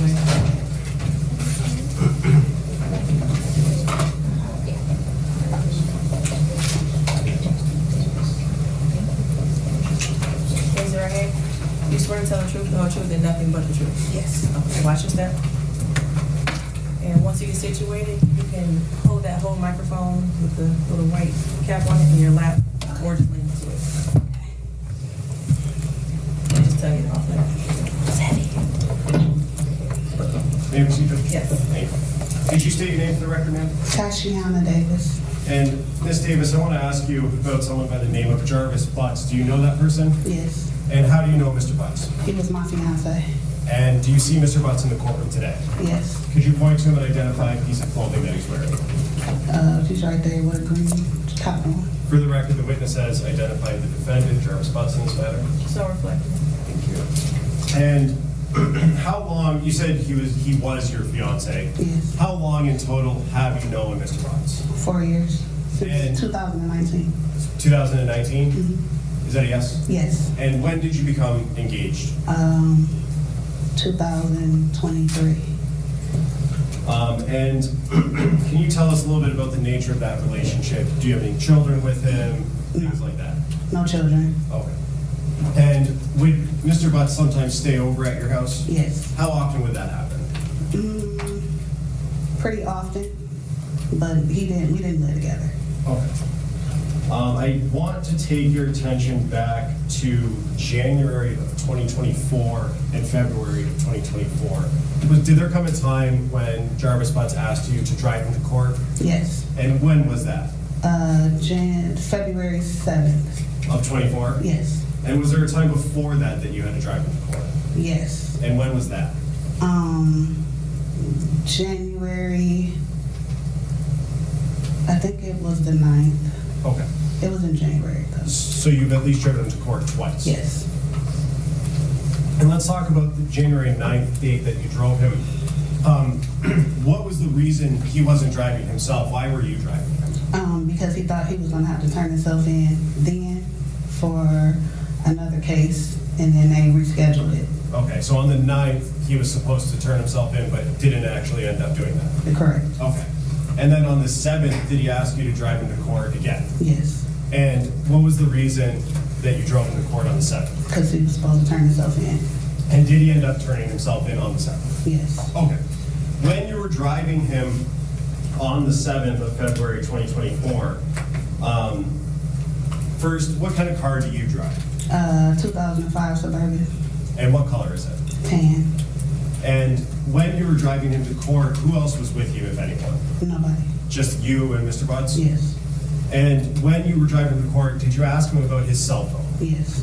What did you ask him? I said, "Where's your phone?" And what was his response when you asked him that question? He left it at home.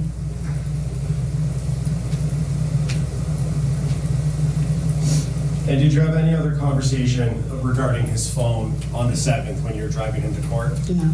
And what did he, you said he did turn himself in? Yes. And so you drove back home, correct? Yes. Did you eventually have some contact with the police department? Yes. And where were you when you had that contact? In the hospital. And what did they ask you about generally? Did I know anything about a missing child? And do you know anything about missing child? No. Did they ask you about his cell phone? Yeah, I believe so. And did you know or have any reason to believe, other than what Jarvis told you, that his phone was someplace else? No. And did you know that his phone was in your car? No. Did you give permission to the police to search your car? No, they just came and took it. They had a search warrant? Yeah. Oh. And were you present at your house when they came and took your car? No. And did you observe them search through your car and pull anything out? No. Oh. May I have one moment, Judge? Yes.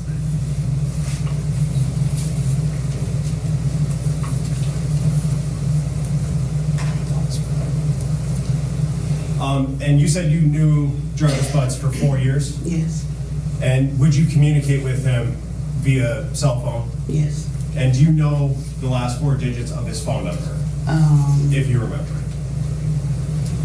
9. If you don't remember? I don't remember. Okay. Would looking at text messages refresh your memory? Yes.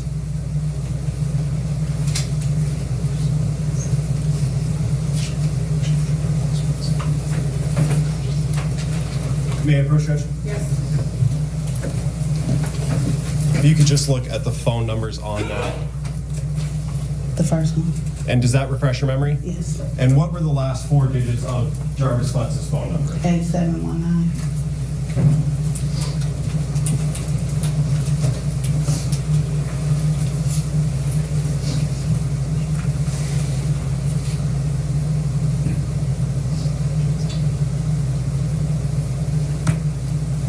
At some point after you dropped Jarvis Butts off at the courthouse and he turned himself in, did you go to his place of employment at 9000 Connors? No. Okay. Did you ever talk to his business partner, Tordell Wright? No. Okay. I have another question. Thank you. Good morning, Ms. Davis. Good morning. You met Mr. Butts at Frank's Garage, is that right? Yes. And that's where Mr. Butts was working about 4 years ago. Yes. You taking your car there? Yes. And I think in your words you said you kind of never left after you met him. Is that fair to say? Yes. You guys got along really well? Yes. And you just kind of started a relationship from there? Yes. Would you go up to the garage after that relationship started? Yes. Kind of just to drop in? Yes. At any point in time while you were at Frank's Garage, did you ever see any children there? No. Is it fair to say that Mr. Butts was very protective of his phone around you? Yes. He would never let you see his phone screen? No. Wouldn't give you access? No. Certainly didn't give you his passcode or anything?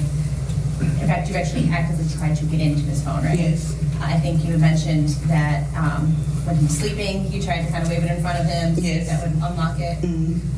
You took a picture of his face once and tried to Yes. put the screens together. So you wanted to know what was in his phone. Yes. And he did not want you to know what was in his phone? No. As far as you know? Mm-hmm. Is that a yes? Yes. Did you ever talk to him about why he was so secretive with his phone? Yes. And does it have something to do with the fact that he was seeing other ladies? Yes. And you suspected that at the time? Yes. And so that's why you were looking for proof? Correct. Okay.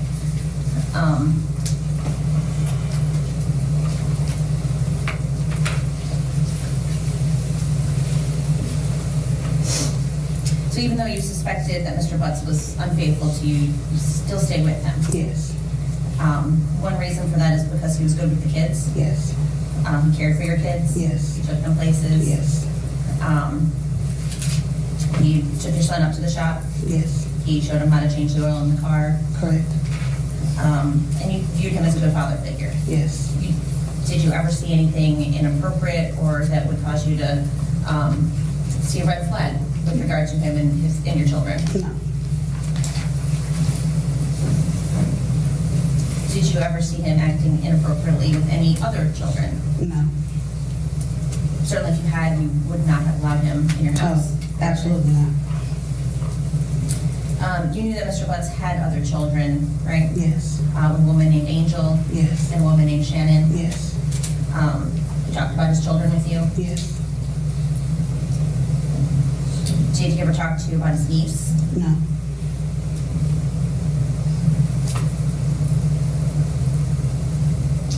About how often would Mr. Butts stay with you on any given week? Maybe like twice. Were they like the same days or was it random? Random. About what time would he come over? After his work hours. After like 6 o'clock. Okay, so you think he would come kind of straight from work? No, he would probably do something else and then be there later on in the night. Okay, so closer to like 9, 10? Yes. Okay. Yes. Would he stay the night with you? To about 2 o'clock in the morning, 3, and then he would leave. Okay. Do you know how he would get to your home? A couple of times he was in the white truck, a white Cadillac truck. Sometime I think he would walk. If he was coming straight from the shop, he would walk. Or if he had my truck, that's how we would get back and forth. Oh, that's the Suburban? Yes. Did you know Mr. Butts to ever have his own vehicle? Yes. He had a white Chrysler truck, van-like. Okay. And when did you know him to drive that? Like maybe the first 2 years we were together. Okay. Now, when Mr. Butts would come visit you, would he park in your driveway? Yes. Would he spend weekends with you also? Yes.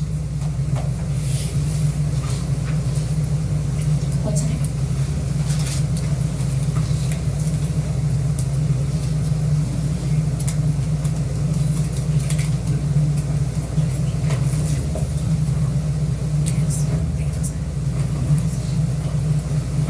All right, anything else? Thank you.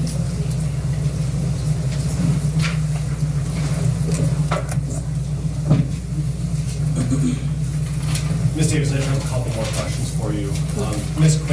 to you about Mr. Butts being secretive with his phone. Can you tell me about a time that you had a conversation with him about him being secretive or something like that? He would never really say anything. He talked in circles. So if you try to ask him a question, it's just always, and you can never get a straight answer out of him. But fair enough, you had multiple conversations about his phone and your access to it, I guess, or lack thereof. Yes. And Ms. Quick also asked you about Mr. Butts staying over the night, or staying the night at your house. You said that he would leave around 2 a.m. Is that a yes? Yes. Do you know where he would go when he would leave? No. Did he ever tell you where he was going? Home. Did you know where he himself called home? Yes. Where was that at? Wilshire.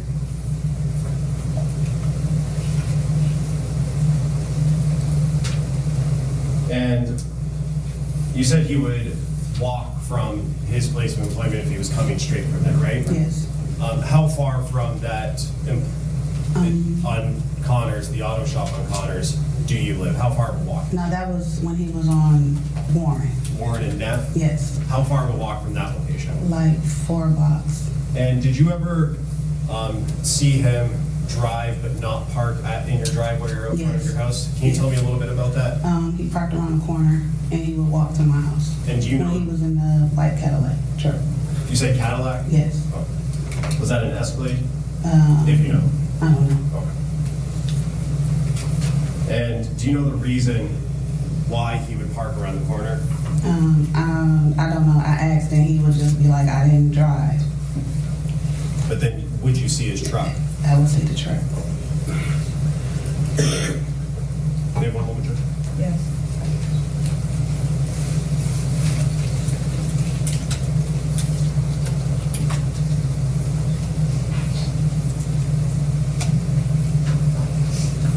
One last question. You said he lived or called home in Wilshire? Yes. Have you ever been to that house? Yes. Have you ever been inside that house? No. Nothing further, Judge. Thank you.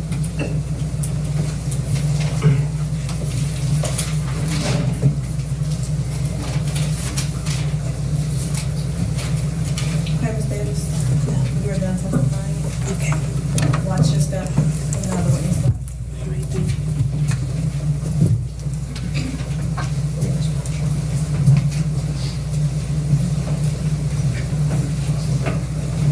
May we have one moment, Judge? Yes.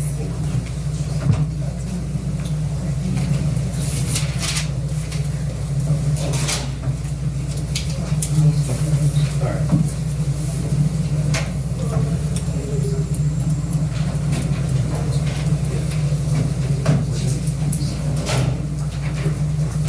Your Honor, at this time, people would call Border Patrol Agent Wyatt Barnes.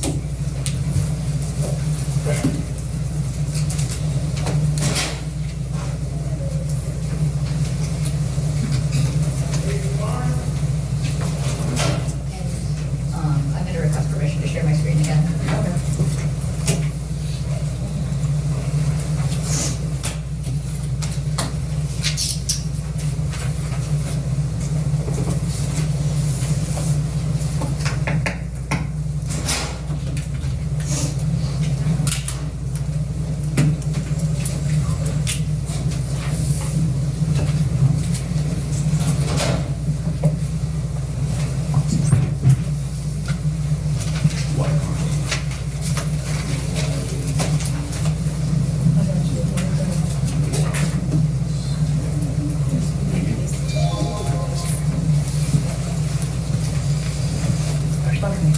Good morning. Do you swear to tell the truth, the whole truth, and nothing but the truth? I do. Just watch your steps. Thanks. And then you can pull that whole microphone off of the ledge once you sit down. It's easier for you. Okay, thank you.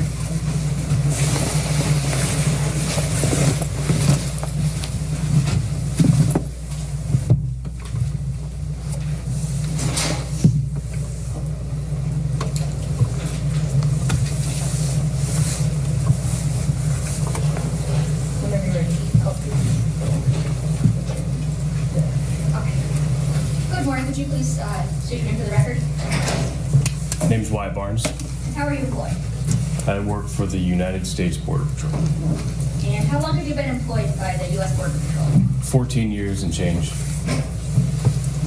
And were you working back on March 12th, 2024? Yes. And in what capacity were you working? I was working in a search and rescue capacity. That's our primary job, or my primary job. Okay. And were you working alone or with a partner or a group of people? With the team. There was a sizable team that day. And what is it that you guys were doing? We were responding to a missing person in that area. And which area are we talking about? Where were you at? 7 Mile and Berg. Okay. And what was your role in searching the 7 Mile and Berg area? I was searching the riverbank of the River Rouge. We were searching south along the bank. I was on the east side of the bank in the 7 Mile Berg area. Okay. And when you were searching this area, was there anything in particular that you were told to look for? Just nothing solid, but there were just some like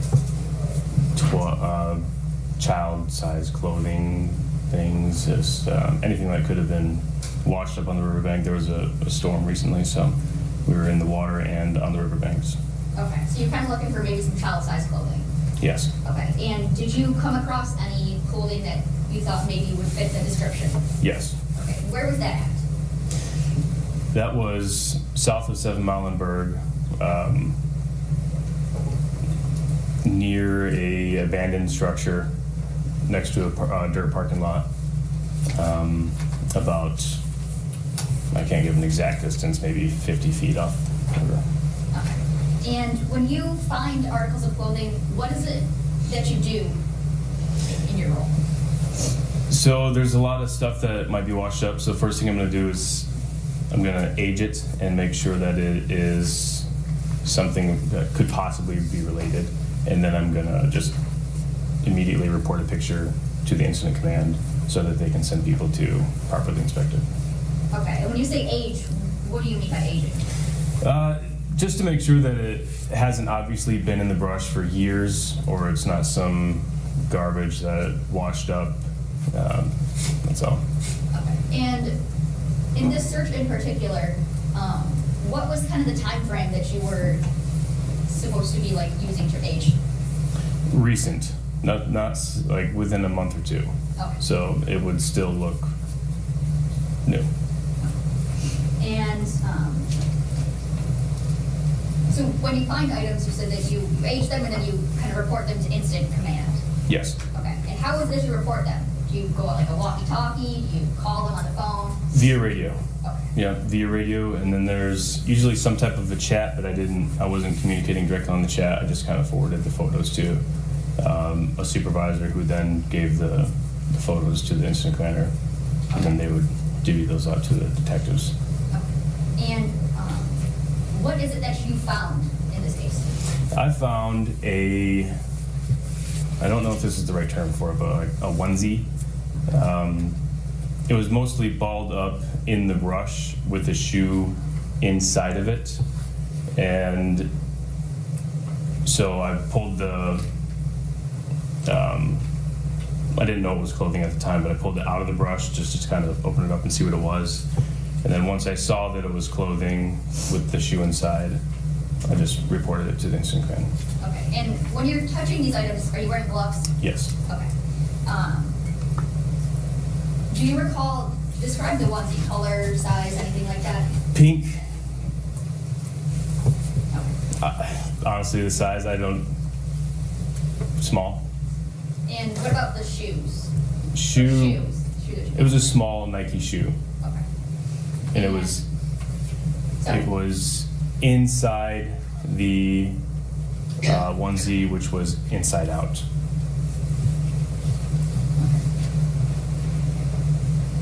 And were you instructed to recover those at the time? Like bag them and bring them somewhere? No. Okay. No, that wasn't. Were you? How do you, I guess, convey to someone where at these items are? GPS coordinates. Okay. And did you author like a paragraph report in this case? Yes. Okay. And did you include coordinates in that report? Yes, and they were incorrect in that report. I just went over it yesterday. I do have the correct coordinates if you guys want those. Okay. Yes. Could you please provide us with the correct coordinates? Yes. And is there something that you're going to be using to refresh your memory? I have a piece of paper here. Yeah.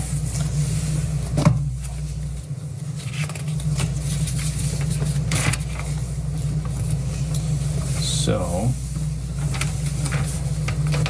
the coordinates that were provided in the paper were for the incident command. These coordinates are very close to where that piece of clothing was found. They're decimal degrees, 42.426693, negative 83.268497. Okay.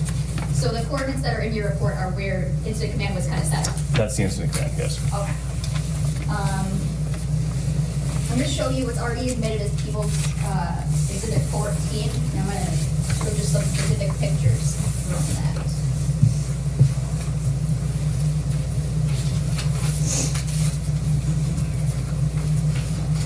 Looking at picture 63 here.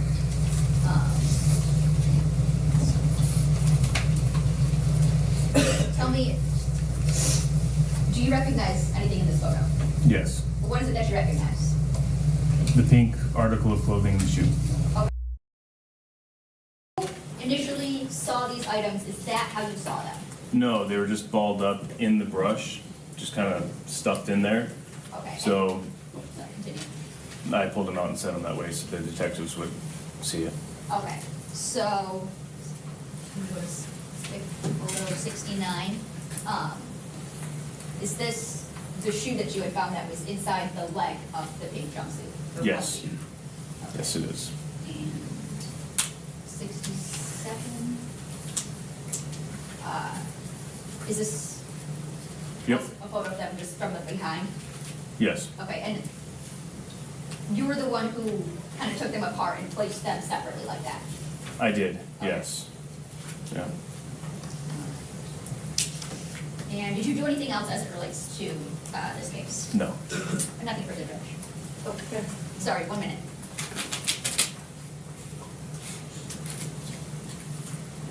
Oh, the coordinates that you gave, were those latitude, longitude? Yes. Yep. Nothing further, Judge. Okay. Well, like decimal degrees. So, Ms. Quick? Thank you.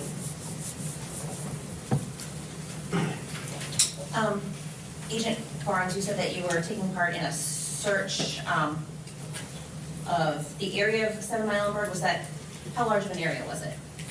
I probably searched at that point not quite half a mile of river at that point. So, not a huge area. And you said you were part of a team? Yes. About how many people were out there?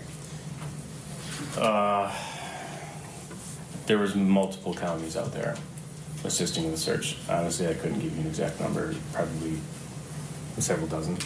7 dozen? Several dozen. Several. There was different teams assigned to different parts of the river.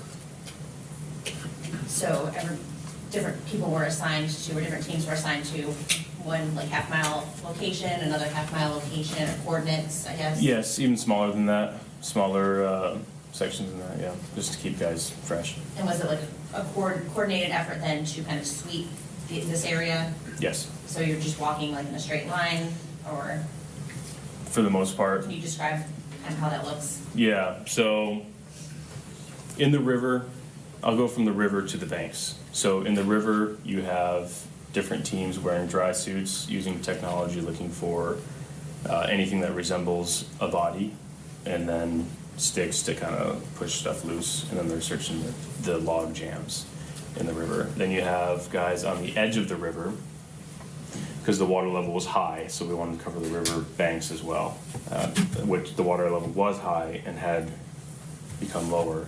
Then you have teams on the banks, and then teams kind of doing an S pattern along the river edge to make sure they cover as much ground as possible. And so you said that on this particular day, the water level was high? No, the water level was high the week prior or so we wanted to make sure that we covered the river banks where the water was. The water was back to its normal level. Was there a way to tell where the water level had been previously? Is there a way to mark that? Sometimes it's just where debris gets caught up in the brush. It was maybe a foot higher, but it wasn't. Okay. Yeah. And it was you personally that saw the pink onesie first, or the pink thing that you initially saw? Yes. Did you take pictures of it, how it looked when you initially found it? I didn't. No. Would you normally do something like that? There's just so much stuff. It would have taken all day if I had taken a picture of everything I found. So. You stopped and kind of moved it, manipulated it? Yes, I pulled it up to inspect it, noted that it was worthy of reporting, set it back down, radioed it in. Okay. And how far did you set it down from the location where you initially located it? Same spot. Exact same spot? Same brush. Okay. And you said that part of what you do is kind of to note approximately how long it looks like it's been out there. Yeah. Yes, and in ma'am. this particular case, what was it that you kind of found or thought when you noticed it? There was no discoloration from the sun. You know, typically if something sits outside for a while, the sun's going to change the color that it sees, and then underneath it's going to be a different color. There was no discoloration in the article of clothing. So, and that can happen in weeks, and it's pretty quick. Depending on how much sun there is. There was no evidence of animals getting in it. There was no significant dirt. It looked very fresh. Did you find or see any other clothing other than the shoe in that area?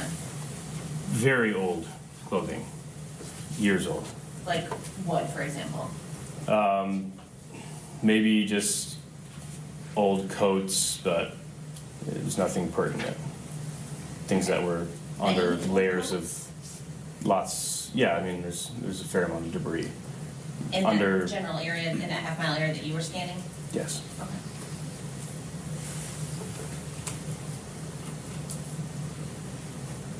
Once.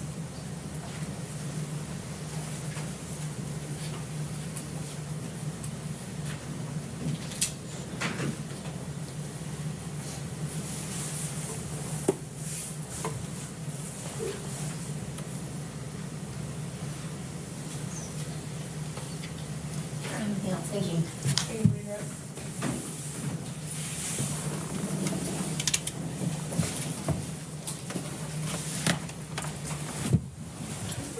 Oh, I'm sorry. Oh, I'm sorry.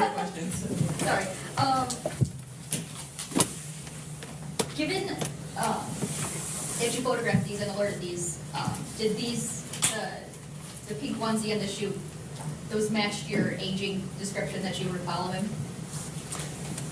There was no age necessarily, if that's what you mean. Like they hadn't been out there for a long period of time. Oh.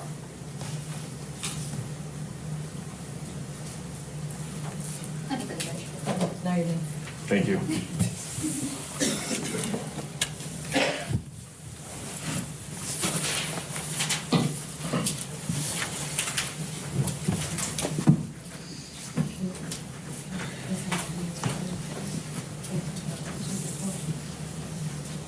At this time, Judge, people call Sergeant Melanie O'Rourke.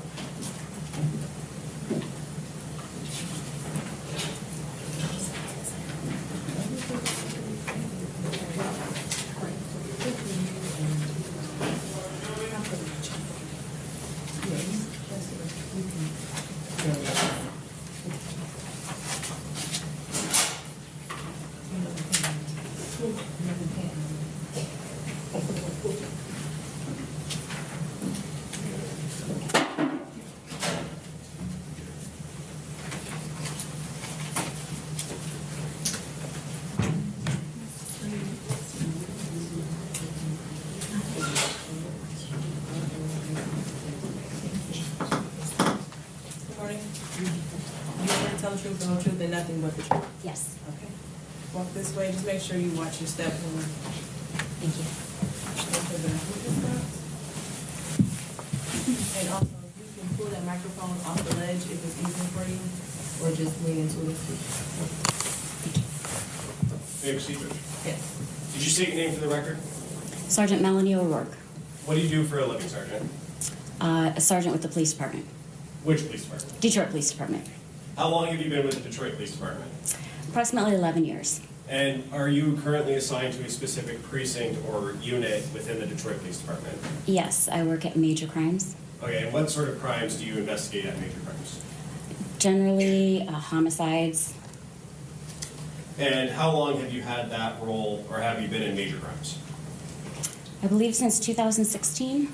And do you do any specific role within major crimes that requires a little bit of training and education to do? Yes. And what is that? I do forensic analysis of cellular call detail records and tower mapping.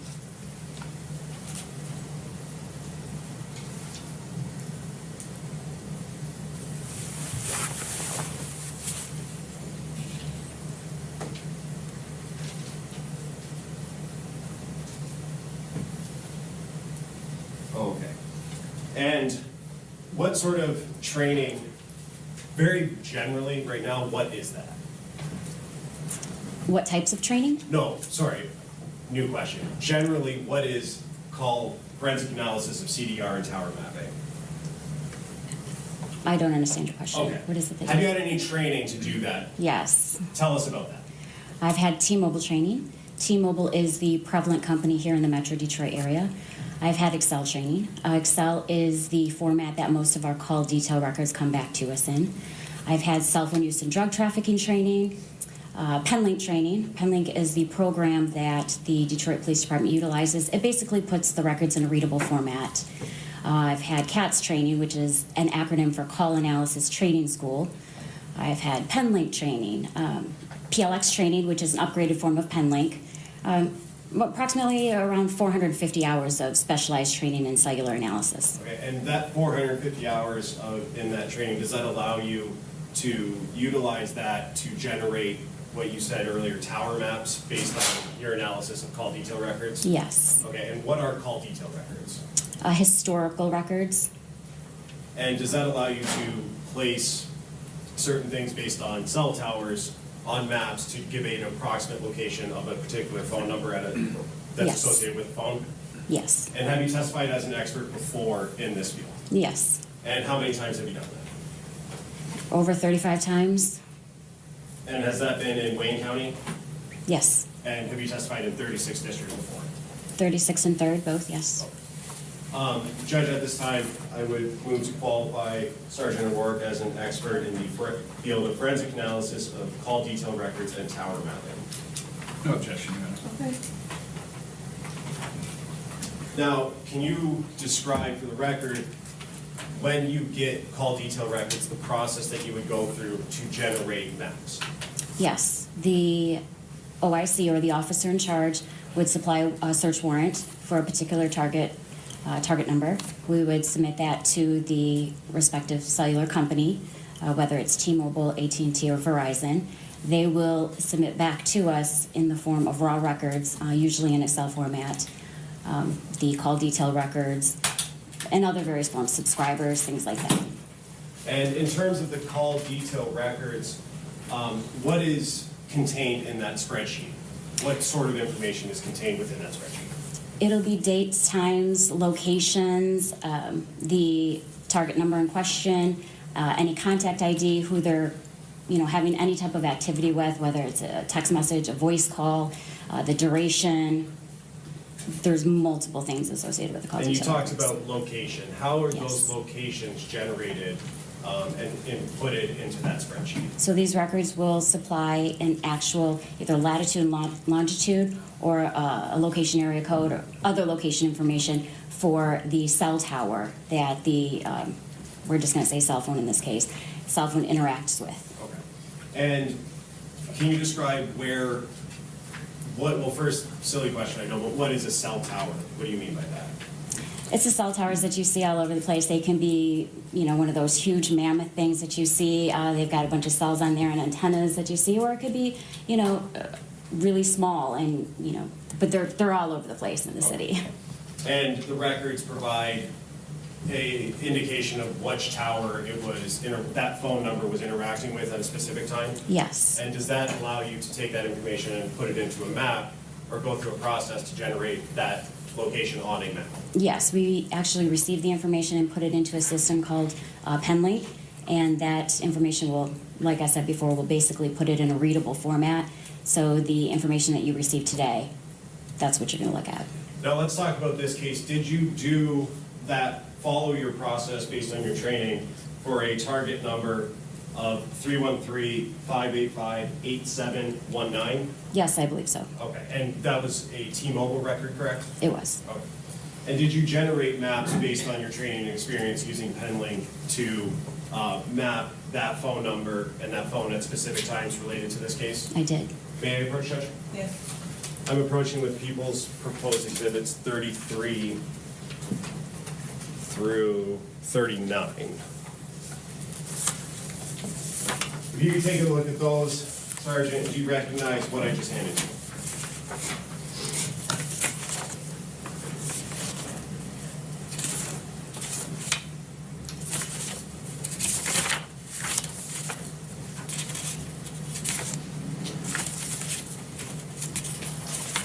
Yes. And are those maps that you generated for that target number ending in 8719? Yes. At this time, I would move to admit People's Proposed 33 through 39, Judge. Objection? No? No objection. They'll be admitted. People's Exhibits 33 through 39. Thank you, Judge. And permission to publish. Yes.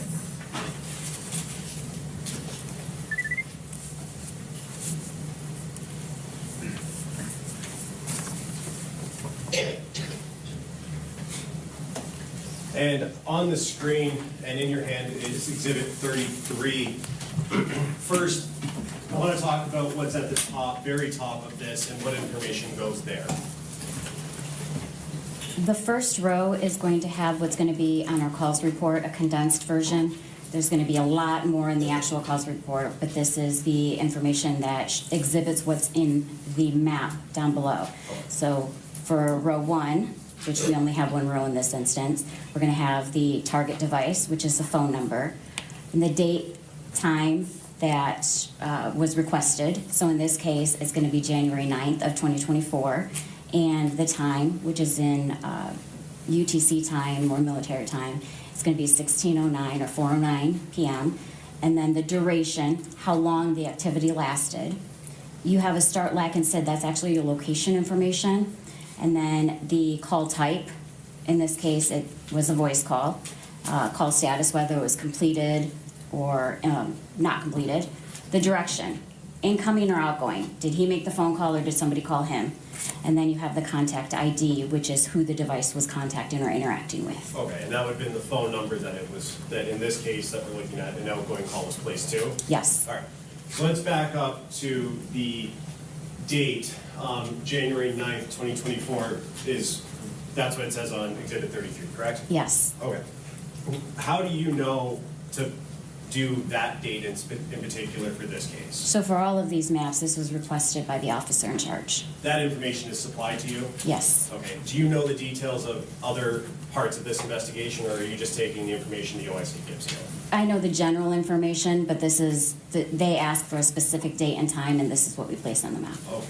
And then moving over to the next row for time, it says 16:09 and 24 seconds, correct?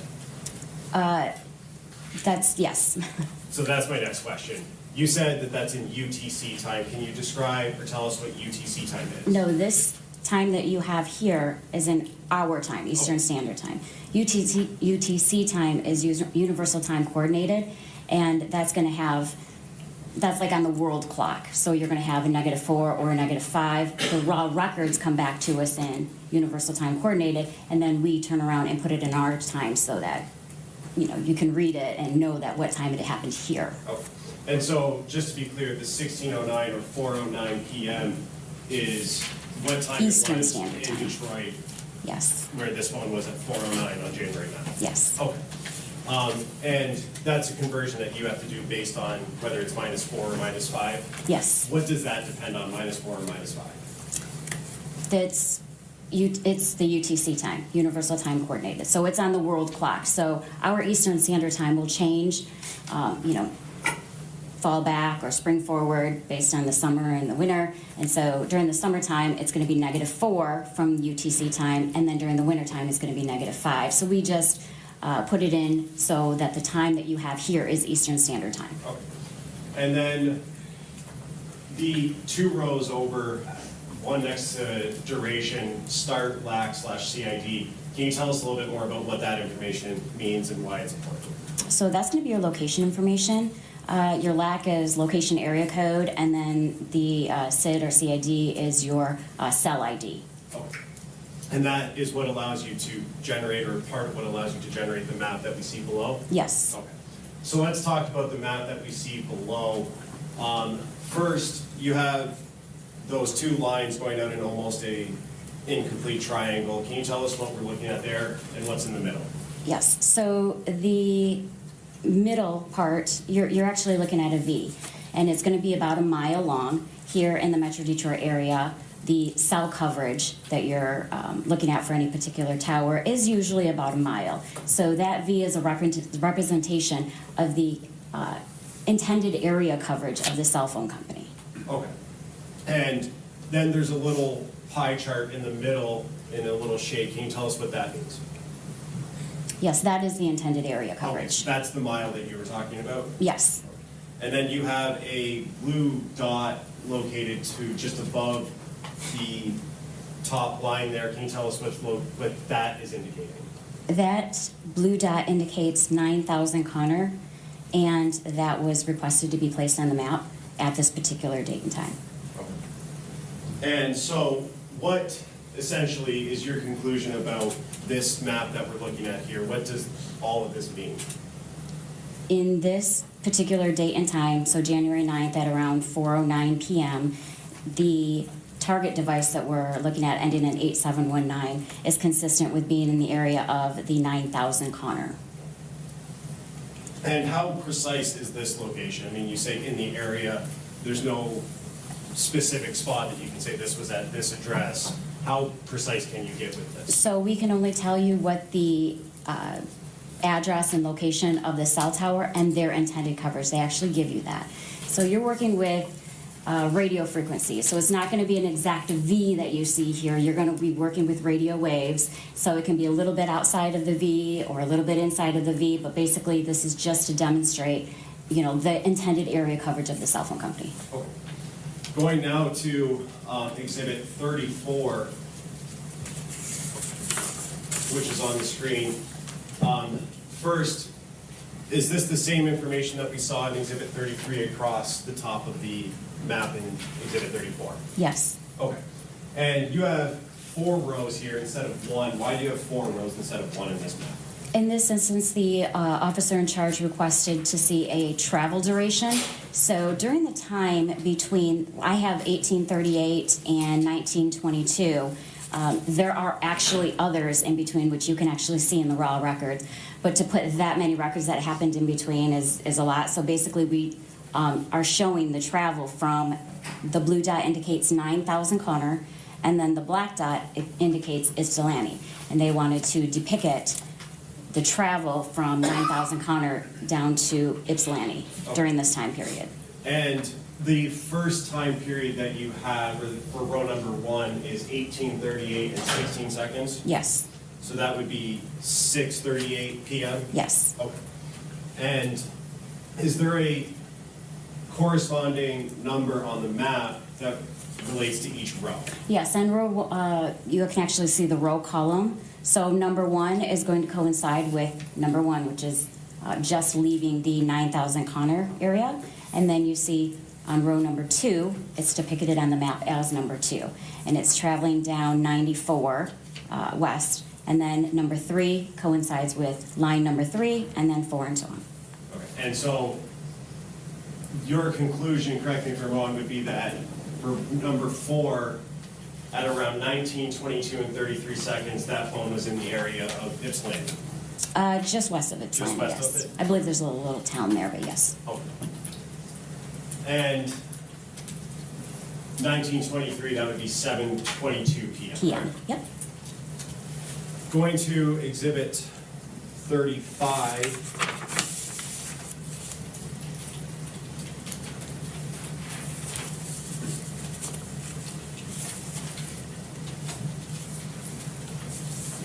And on Exhibit 35, which is on the screen now, you have, again, 4 rows, but there's different coloring for that information. Can you describe what we're looking at and what the coloring means?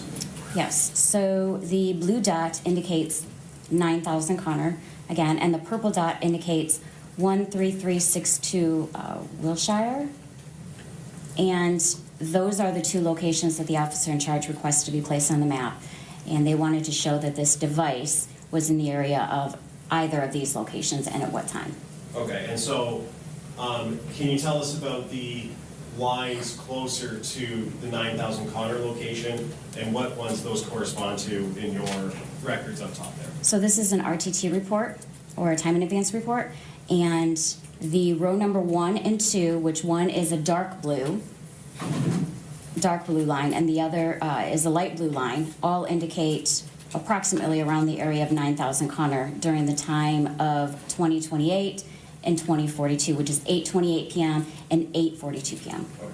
And so is it fair to say that this phone was in the area of 9,000 Connor at those times on January 9th? It's consistent with being around the area. Okay.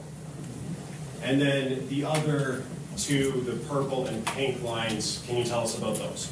So there's a dark purple and a light purple, and that's around the area of 13362 Wilshire, and those are times of 2048 or 8:48 p.m.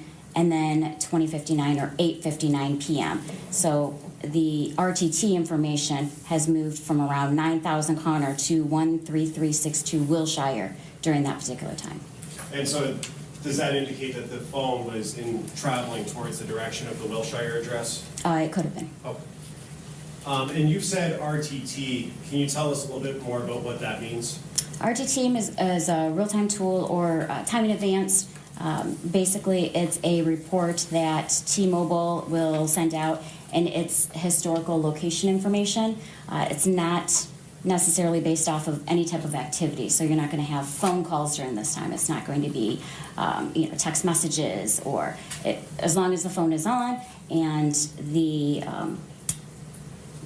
cell tower basically, or the base, is able to get in contact with the device and back. So basically it's the time that it takes for a base station to send out a signal and then have it received back from the device. Is it fair to say that that's more of a passive interaction between the phone? There's no input on the phone that's required for this? There's no input required at all. There's not, any type of cellular activity at that time. It's basically for, efficiency and performance by the network. Oh.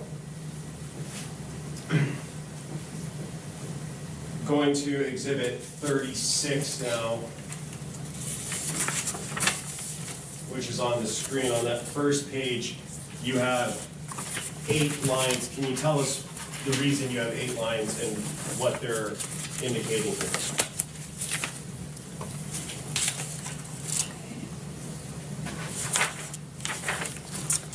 Number 36 is a cause report and tower map of the date and time of January 9th from 22:53 or 10:53 p.m. to January 10th of 2024 at 1:11 a.m. Okay. And so that's the time you're analyzing here, is from closer to midnight on the 9th going into the next morning, early morning on the 10th, correct? Yes. All right, and going to the second page of this exhibit,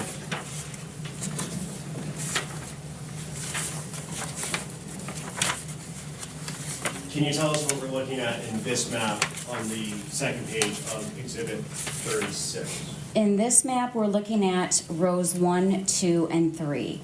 So the red dot that you have right there smack dab in the middle indicates 2000 Harper, which is the Park Crest Motel. And then the next slide has a different address associated with it. But what we're looking at right here is the 2000 Harbor Park Crest Motel. And is that in Harper Woods? If you know. That I don't know. Oh. That highway that it's just off of, that's 94 highway, correct? Yes. Oh. And the two towers, or the two lines that you have here, does that indicate the phone was interacting with those towers at the times in rows 1, 2, and 3? Yes. You see the dark blue tower on the south side facing north. That's the area coverage, and then you have the light towers the light tower up top, the light blue, which is number 3, and that's facing downward, and they encompass the area. They overlap the area of the Park Crest Motel. Okay. And the phone was interacting with both those towers at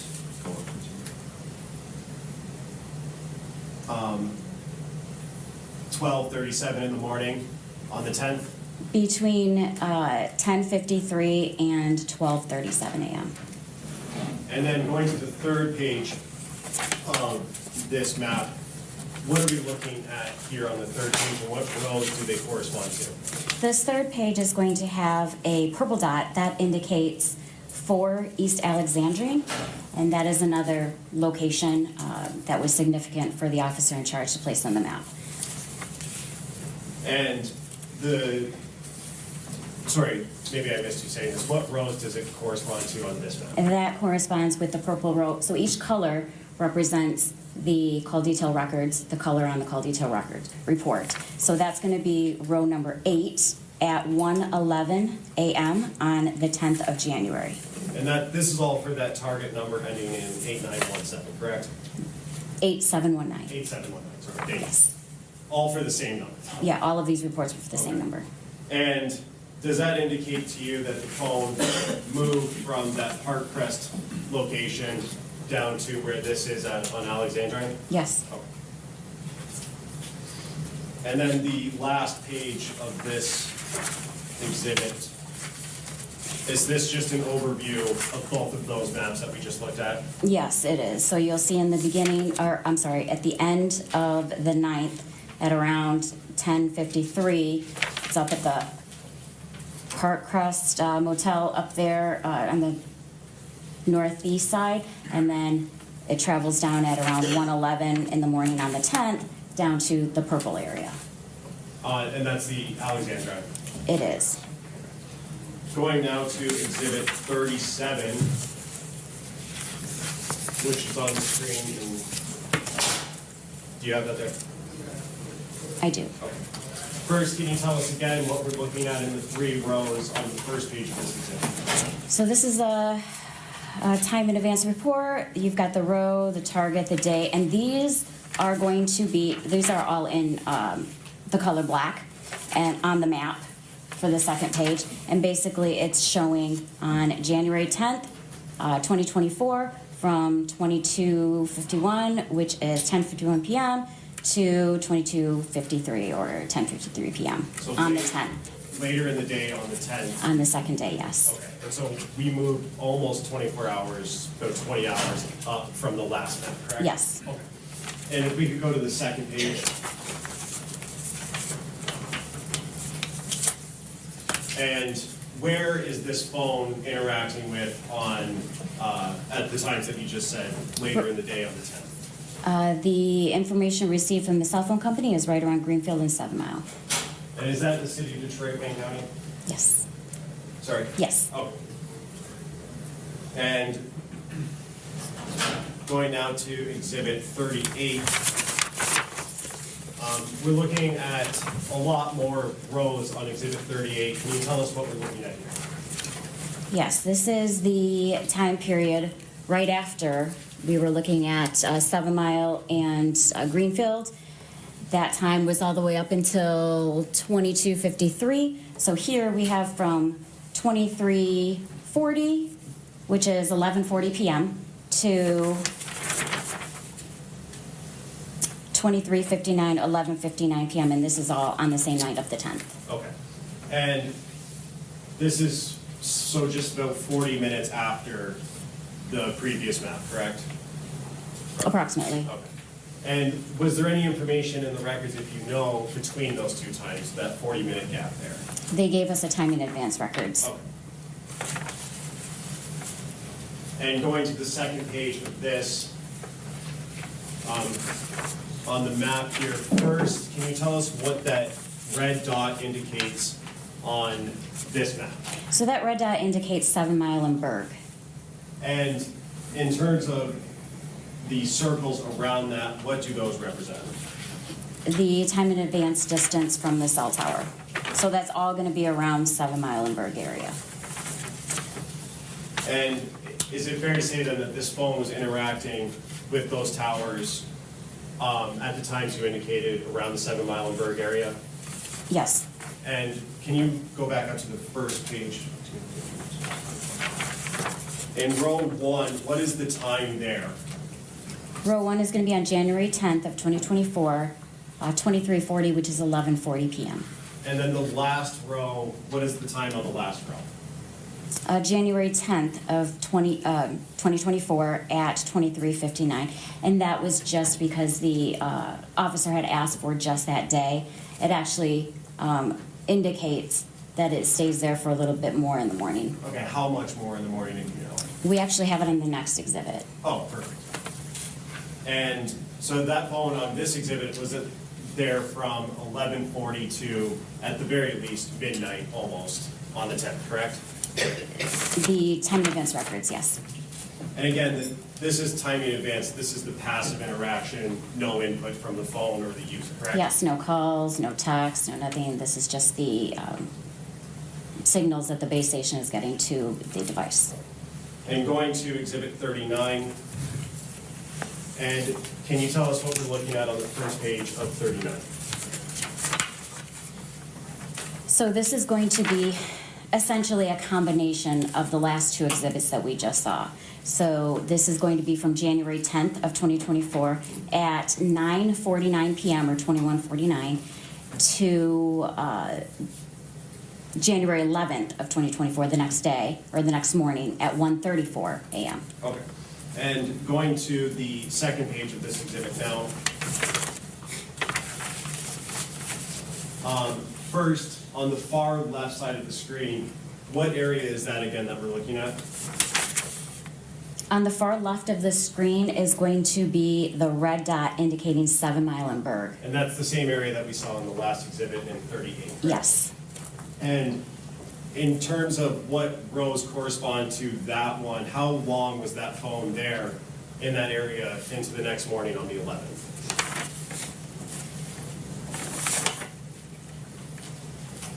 You have, let me see. Okay, so starting with row 1, it's down in the purple area, bottom right-hand screen. You see that the purple dot indicates 4 East Alexandrian, which we looked at a map from earlier. And then it goes to it's actually still there around the area of 4 Alexandrine, which is the purple on line 2. Then you see it start to traveling up to number 3, which is in the light blue area, which is in the middle one, just above the dark red. And then you see it show to the dark blue after the light blue, which is going to be still traveling north. And then that 7 Mile in Greenfield, which is that blue dot, and then going over to the 7 Mile in Berg. And the 7 Mile in Greenfield, we looked at that one, I believe it was We did. 36. Yes. And so where does the phone end up, and at what time is the last entry for the 7 Mile in Berg area? So the 7 Mile in Berg area is at 134.13, number 8. And then you see that big kind of curved line, that's actually going to be line number 9, and that's when the device is essentially, moving away from the location. Okay. And so that phone then was there in that area of 7 Mile in Berg from about 12:40 to 1:34? 12:40, 11:40. 11, yeah. Yes, 11:40 p.m. to around 1:34 a.m. on the 11th. And on the 11th at 1:34 a.m., it starts to move away, which is row number 9 on your first page there. Yes. Oh.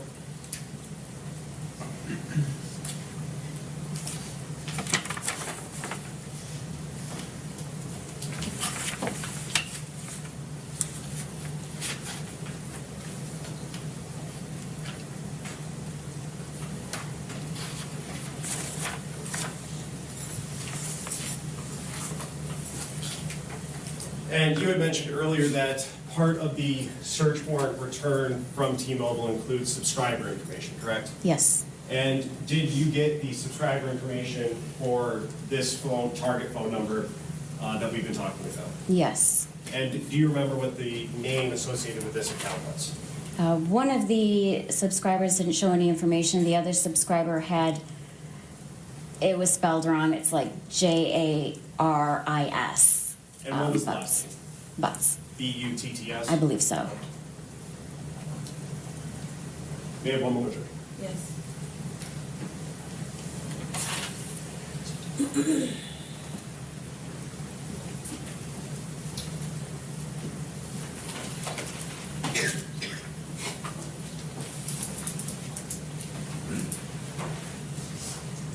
Can you go back to the exhibit that we were talking about for the Park Crest Motel? Yes.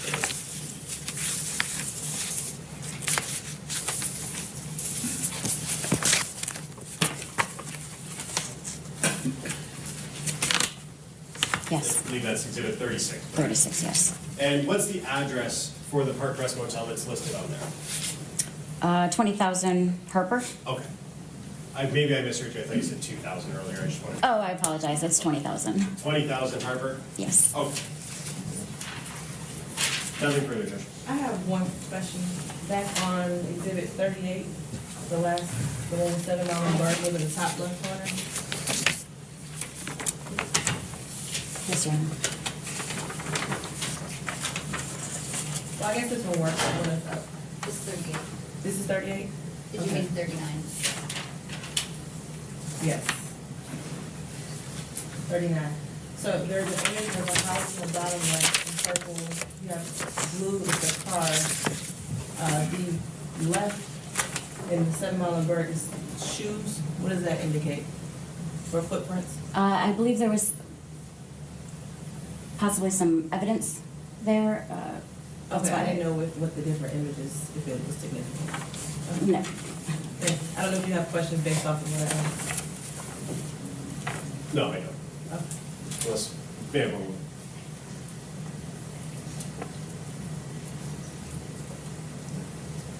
Nothing further. Okay, well.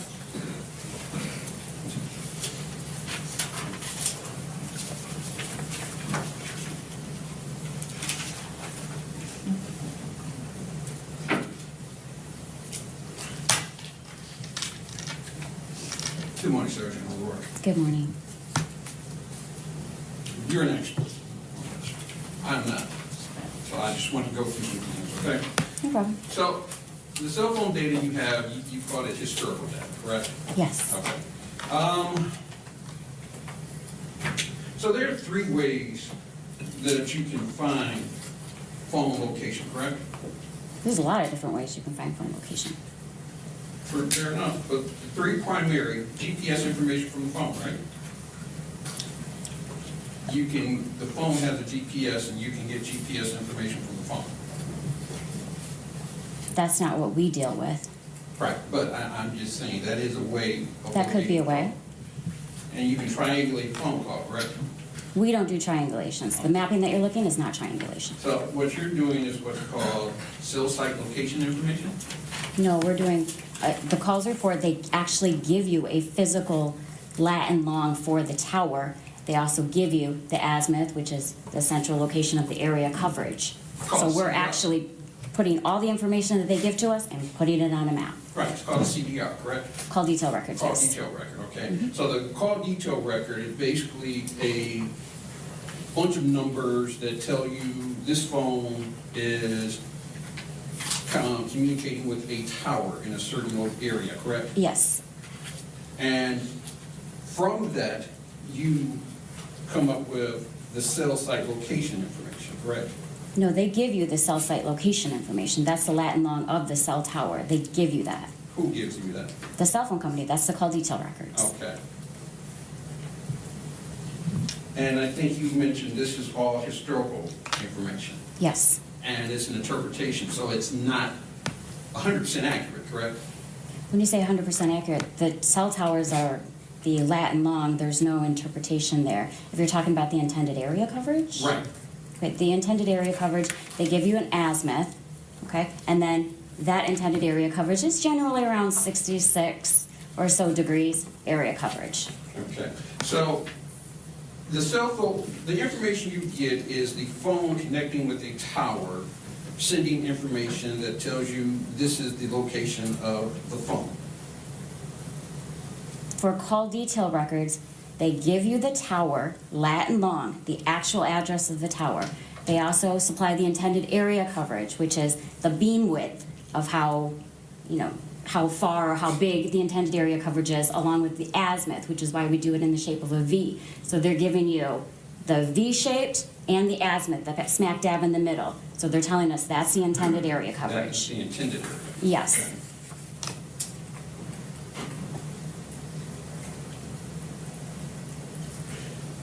And Sergeant, it's true that the cell phone is going to get a signal from the tower that it gets the strongest signal from, right? Generally speaking, yes. That doesn't necessarily mean it's the closest, correct?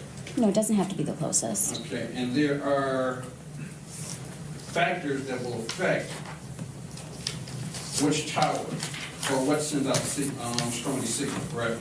Yes, there could be factors. Okay. Things like the distance from the tower, obviously. The height of the tower, would that affect it?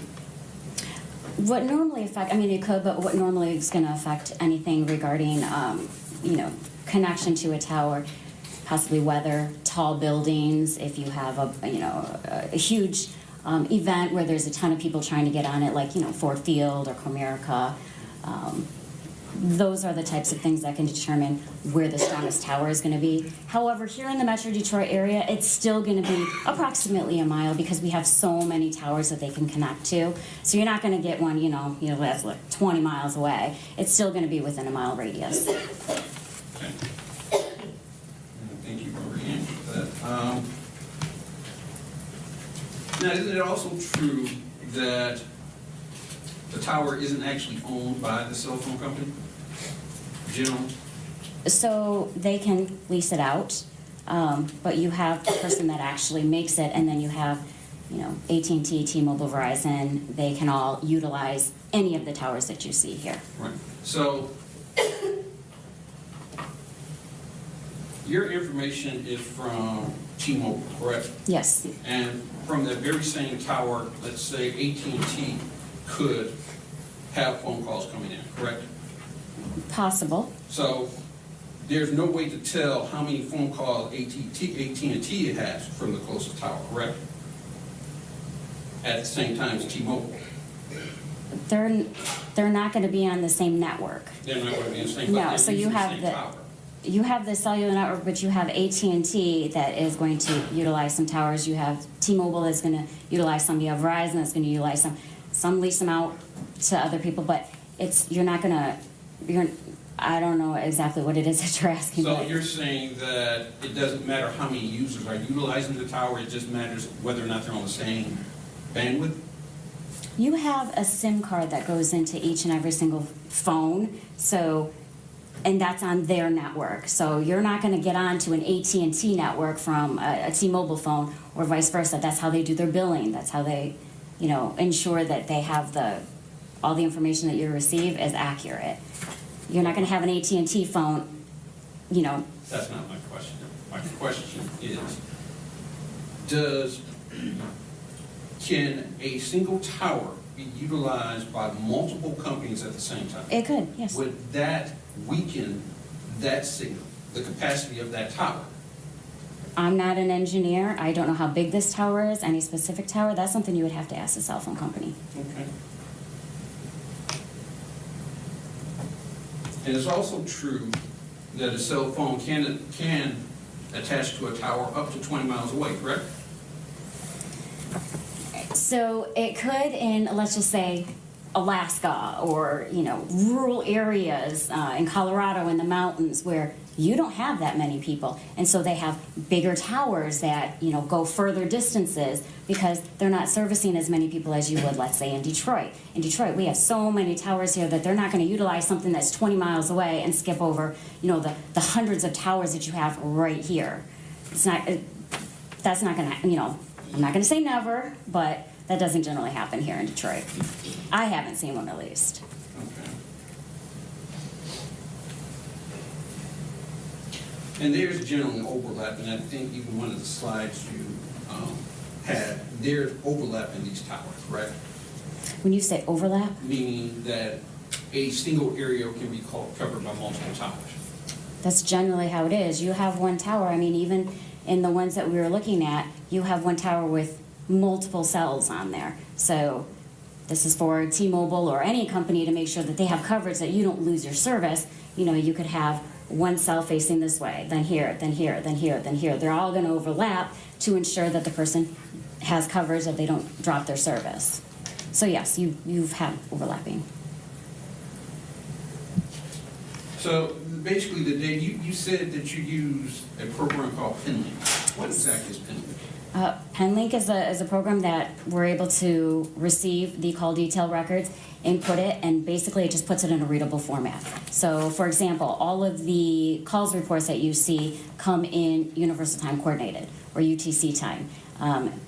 PenLink will make the time adjustments so that we'll have it in Eastern Standard Time versus having everything that you see and you have to do it in your head, -4 on each or -5 on each of these lines. So all PenLink does is convert the time. It doesn't. It does a whole bunch of other stuff too. We can do many different reports. You can do a call frequency report, see how many times that a specific calls report, called a specific person.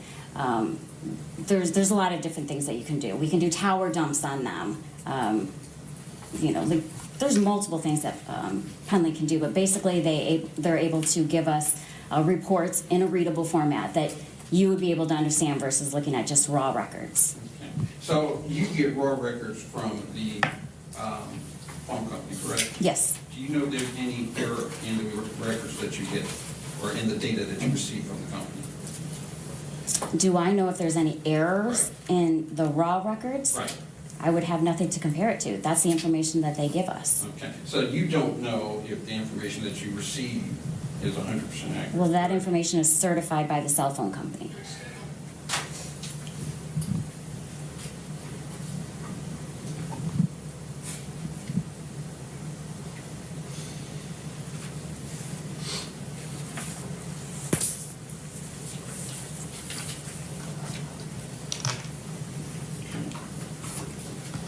So we're in the Detroit area, and this is just hypothetical. We're in the Detroit area, right? We're across the border from Canada, correct? Yes. Have you ever gotten a message from Detroit that says you are roaming in Canada? Yes. Okay. But you're not in Canada, right? Correct. So that would be an error, right? Yes. So the cell phone can make an error, right? That's not an error. They ask you if you want to utilize those towers, and they charge you for it. You either say yes or no, and if you connect to them, you're being charged for that, and they notify you in call detail records when you're out of utilizing international, or Canadian towers. Okay.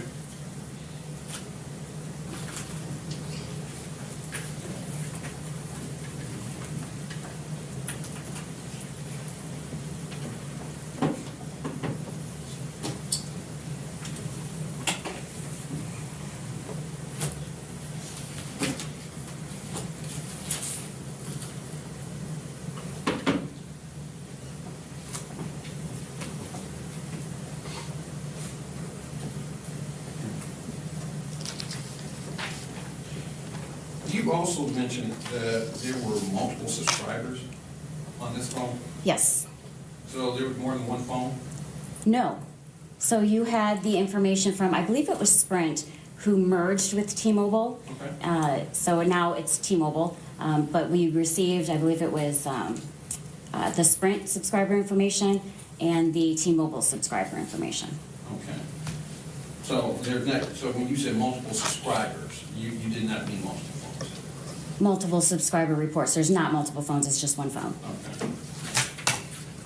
And then, of course, you obviously can't say who was using the phone or who was with the phone at the time this phone No. was being tracked, correct? Nope.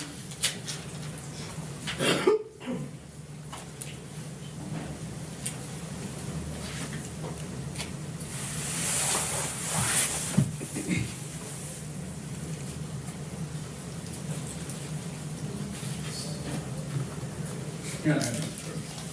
Can you redirect? Very briefly, Judge, thank you. Mr. Reagan's asked you about the timing, and you mentioned UTC time. Just to be clear, all of the times that we looked at in the exhibits are in Eastern Standard Time, so local time. Yes. Okay. And you mentioned something earlier, azimuth. Yes. First, can you spell that? AZMIUTH. Okay. And what is that? It's just the center of the width of the. Basically, it's going to be the center of the width of the triangle that you're looking Or the at. V shape? Yes, the V shape. And that has to do with the intended area coverage, correct? Correct. Okay. And you said that when Mr. Reagan's asked you about connecting to a tower 20 miles away, you remember that question? Yes. You said you had never seen that in Detroit, correct? Not in Detroit. Okay. How many times have you done this analysis? How many times have you put these maps together for different cases? Since 2016. And is that like in the thousands then, or less than that? Oh, yes. More than 1,000? Oh, yes. Okay. And that's all been for the Detroit area or Metro Detroit area? For the Yes. most part? The Metro Detroit area, yes.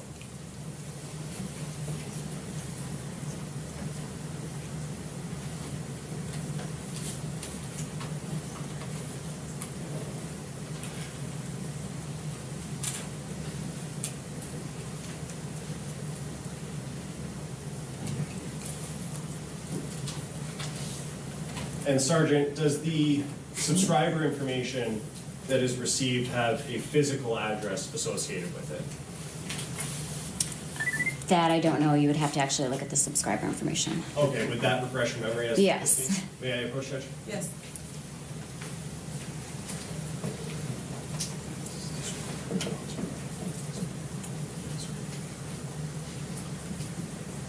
I'm approaching with the subscriber information. If you can just take that. Does that refresh your memory as to whether a physical address was associated with these CDRs or call detail records? Yes. And what was that address associated with the target phone in this case? 13362 Wilshire Drive. Thank you.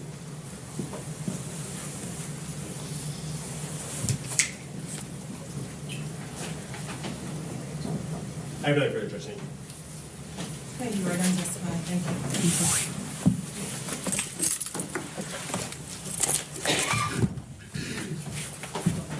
Ms. Berkeley, are you doing the next witness?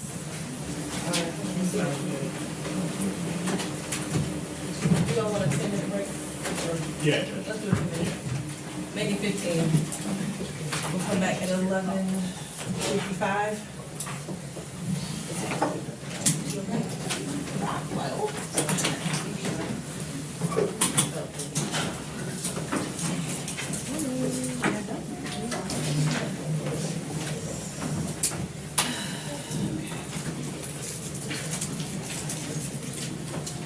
And Mr. Red, yeah, I ordered donuts. You don't want donuts? Yeah, we spend a lot of time together, I figured we should donuts. Absolutely. I'm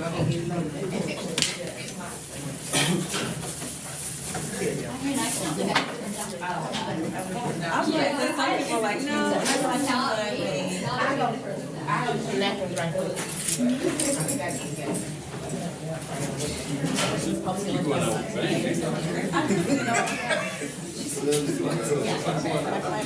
And it's some glazing too, just make sure you leave. Oh, I'll leave for, that's it.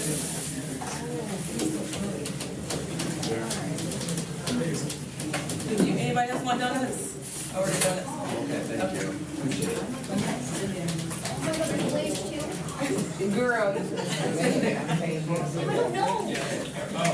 To start this morning, and actually colder air is going to be working in a little bit later in the week, you guys. By Wednesday night into early Thursday, we're talking about single digits, feeling like 0 or below 0. So some very cold air on the way, but we are seeing some sun. Here's some good news for you. Look at this live view of the Next Weather Tower cam in Southfield. Lots of sun out there now after starting off with lots of cloud cover, trying to get my tie straight there. You can see a few of those high clouds. that's going to be the story on and off into the next couple of hours. We did have a few flurries earlier this morning, and then late tonight we could see a few more of those flurries trying to build in. 22 is the temperature right now in Detroit as we show you that live view in Southfield. It feels like 9 degrees in Detroit right now. Notice the wind out of the northwest gusting at 20 to 25 miles per hour. So a breezy start, and it certainly is feeling colder. The actual temperature now in Port Huron, as well as Lapeer and Pontiac, all at 19 degrees. Factor in the wind, it feels like 7 in Pontiac, feels like 9 in Lapeer. Right now it feels like 9 in Detroit and 8 at Port Huron. So a cold start, that big coat needed as we head out the door, maybe a scarf and that beanie certainly to help cover those ears because the wind is going to be kicking up. Only going to 28 into the afternoon today, but again, we're seeing some sun for now as we take you into the future with next weather futurecast. More clouds build in a little bit later into tonight, but tomorrow we start to track some changes. By Wednesday night into early Thursday, clear skies, and that will translate into some very cold air down into the single digits with early morning lows and only warming in the mid-20s for highs by Thursday, guys. I understand why the Heated up with some hot topics. A little sad news this morning to start off our hot topics. The donkey used to model the character of Donkey in the movie Shrek has died. Oh, no. Yeah. Perry the donkey was 30 years old. The Barron Park Donkey Project in California's San Francisco Bay Area says Barry was euthanized on January 2nd after his health worsened. Yeah, Perry was well known at the park for his link to the 2001 Shrek movie. Animators used him as a model to create appropriate body mechanics for the character. No idea about this. I didn't know they needed it. The Shrek was modeled after a real donkey. And 30 years seems like a good haul for. That he did as well.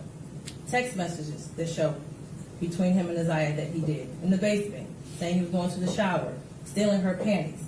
He was always lurking around that house and asking for Janiyah and Zaniyah, from what I know. I even thought about the breakfast routine and saying that all the kids like eating breakfast at school. Did they have a choice? I don't know. But to always send those girls up there to clean up the shop raises questions. And how were there 2 women in that house who have birthed children themselves who did not notice that ZIYAH was pregnant, and I believe she was, and not having her period anymore? But then after hearing text messages today, begging Jarvis for pads as if she didn't have anyone else to give them for her. And what stood out the most was when Annette Harris stood on the stand, and she learned around 6 p.m. that ZIYAH did not come home from school, and said she looked around for her and decided to wait until the next morning to call the police. Without a tear, without emotion, or any expression of being devastated. And to her Aunt Shannon, who also showed no emotion, expression of being devastated from ZIYAH going missing. She stated that she had friends help look for ZIYAH, but was directed to just wait until the morning to call the police. A grown woman who likely suspected something strange going on didn't feel the need to call the police either. They were both able to go to sleep at night without hearing from ZIYAH or having any indication that she was coming home at night. And of course, the defendant, who I will get to in a minute. I don't know who else failed ZIYAH, but the community did. As far as the people establishing probable cause, I will focus on count 1, as it's been stated that there is no contention with counts 2 and 3.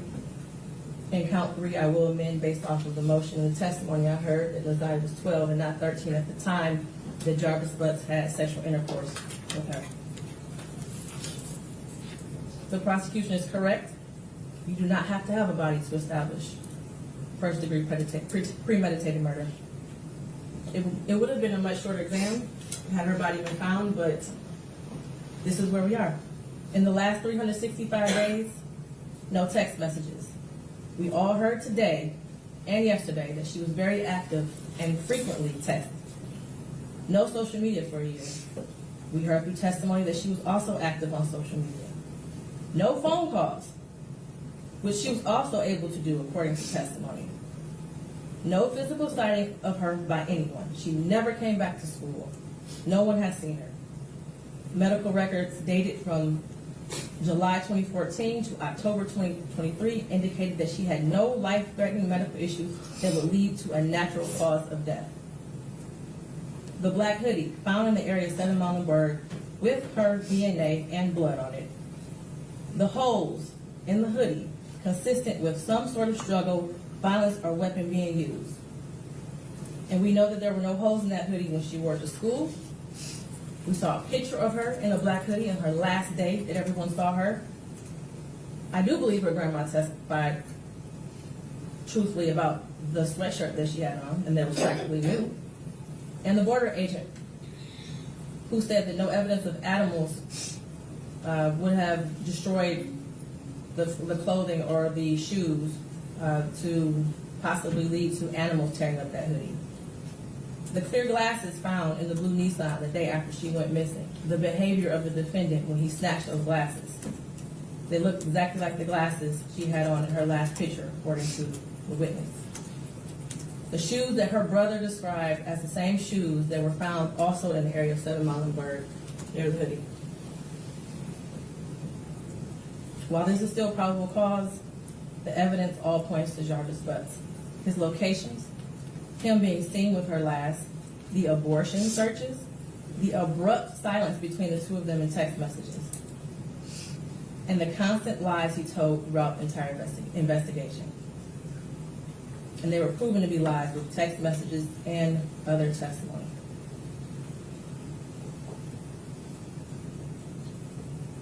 We may never know what happened, but from what I heard today and over the last 4 or 5 days, it appears he intended to perform what he thought was a do-it-yourself abortion on ZIYAH, and it went south, and instead of seeking medical attention for her, he intentionally killed her and tried his best to cover it up. As much as I want her to be alive today, there is at least probable cause to show and believe that she's dead and she was murdered by Jarvis Butts. Mr. Butts, stand up.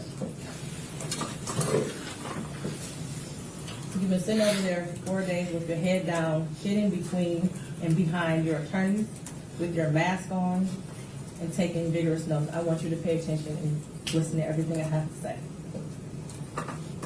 I have been trying to figure out for the last 5 days, you. At one point I thought you were cognitively impaired in the beginning of this exam.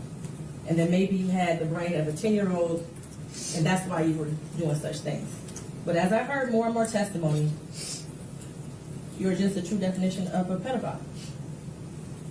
Watching you laugh and brag about all the women you have with different women and the children and the girlfriends, and making babies to groom them, and having them in your presence, and cleaning up, quote, cleaning up your shop, and the little girls around you, has landed you here today.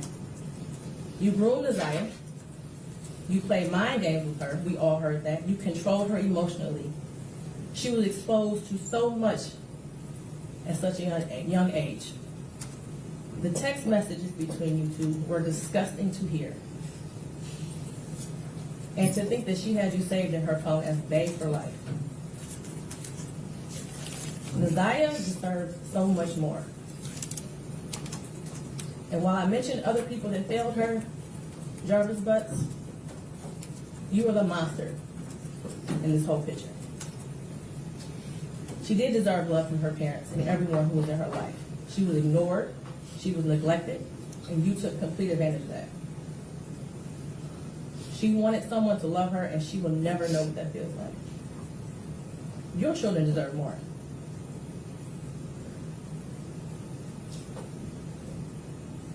As much as defense counsel has raised issues on count 1, all that has done is raise the question of fact for the trier of fact, which means that this would be for a jury or a judge to hear in Third Circuit. I pray for the healing of all the victims and the young girls and possibly boys who have come into contact with you.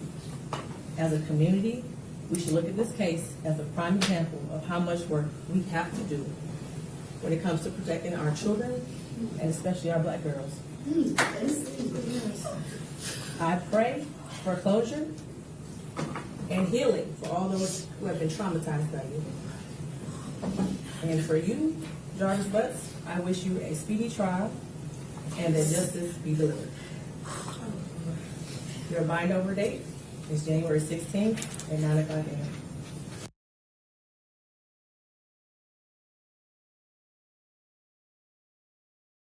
And the next entry? 8/21/2018, 3/22.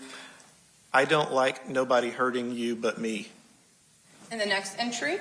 8/20. Family, what it do? It's your girl Toot, and I am back with another video. Shout out to y'all, man, the whole squad. I appreciate y'all for coming back and tuning in. Happy Saturday, family. Happy New Year. I don't know how ghetto yours has started off, but mine has started pretty damn ghetto.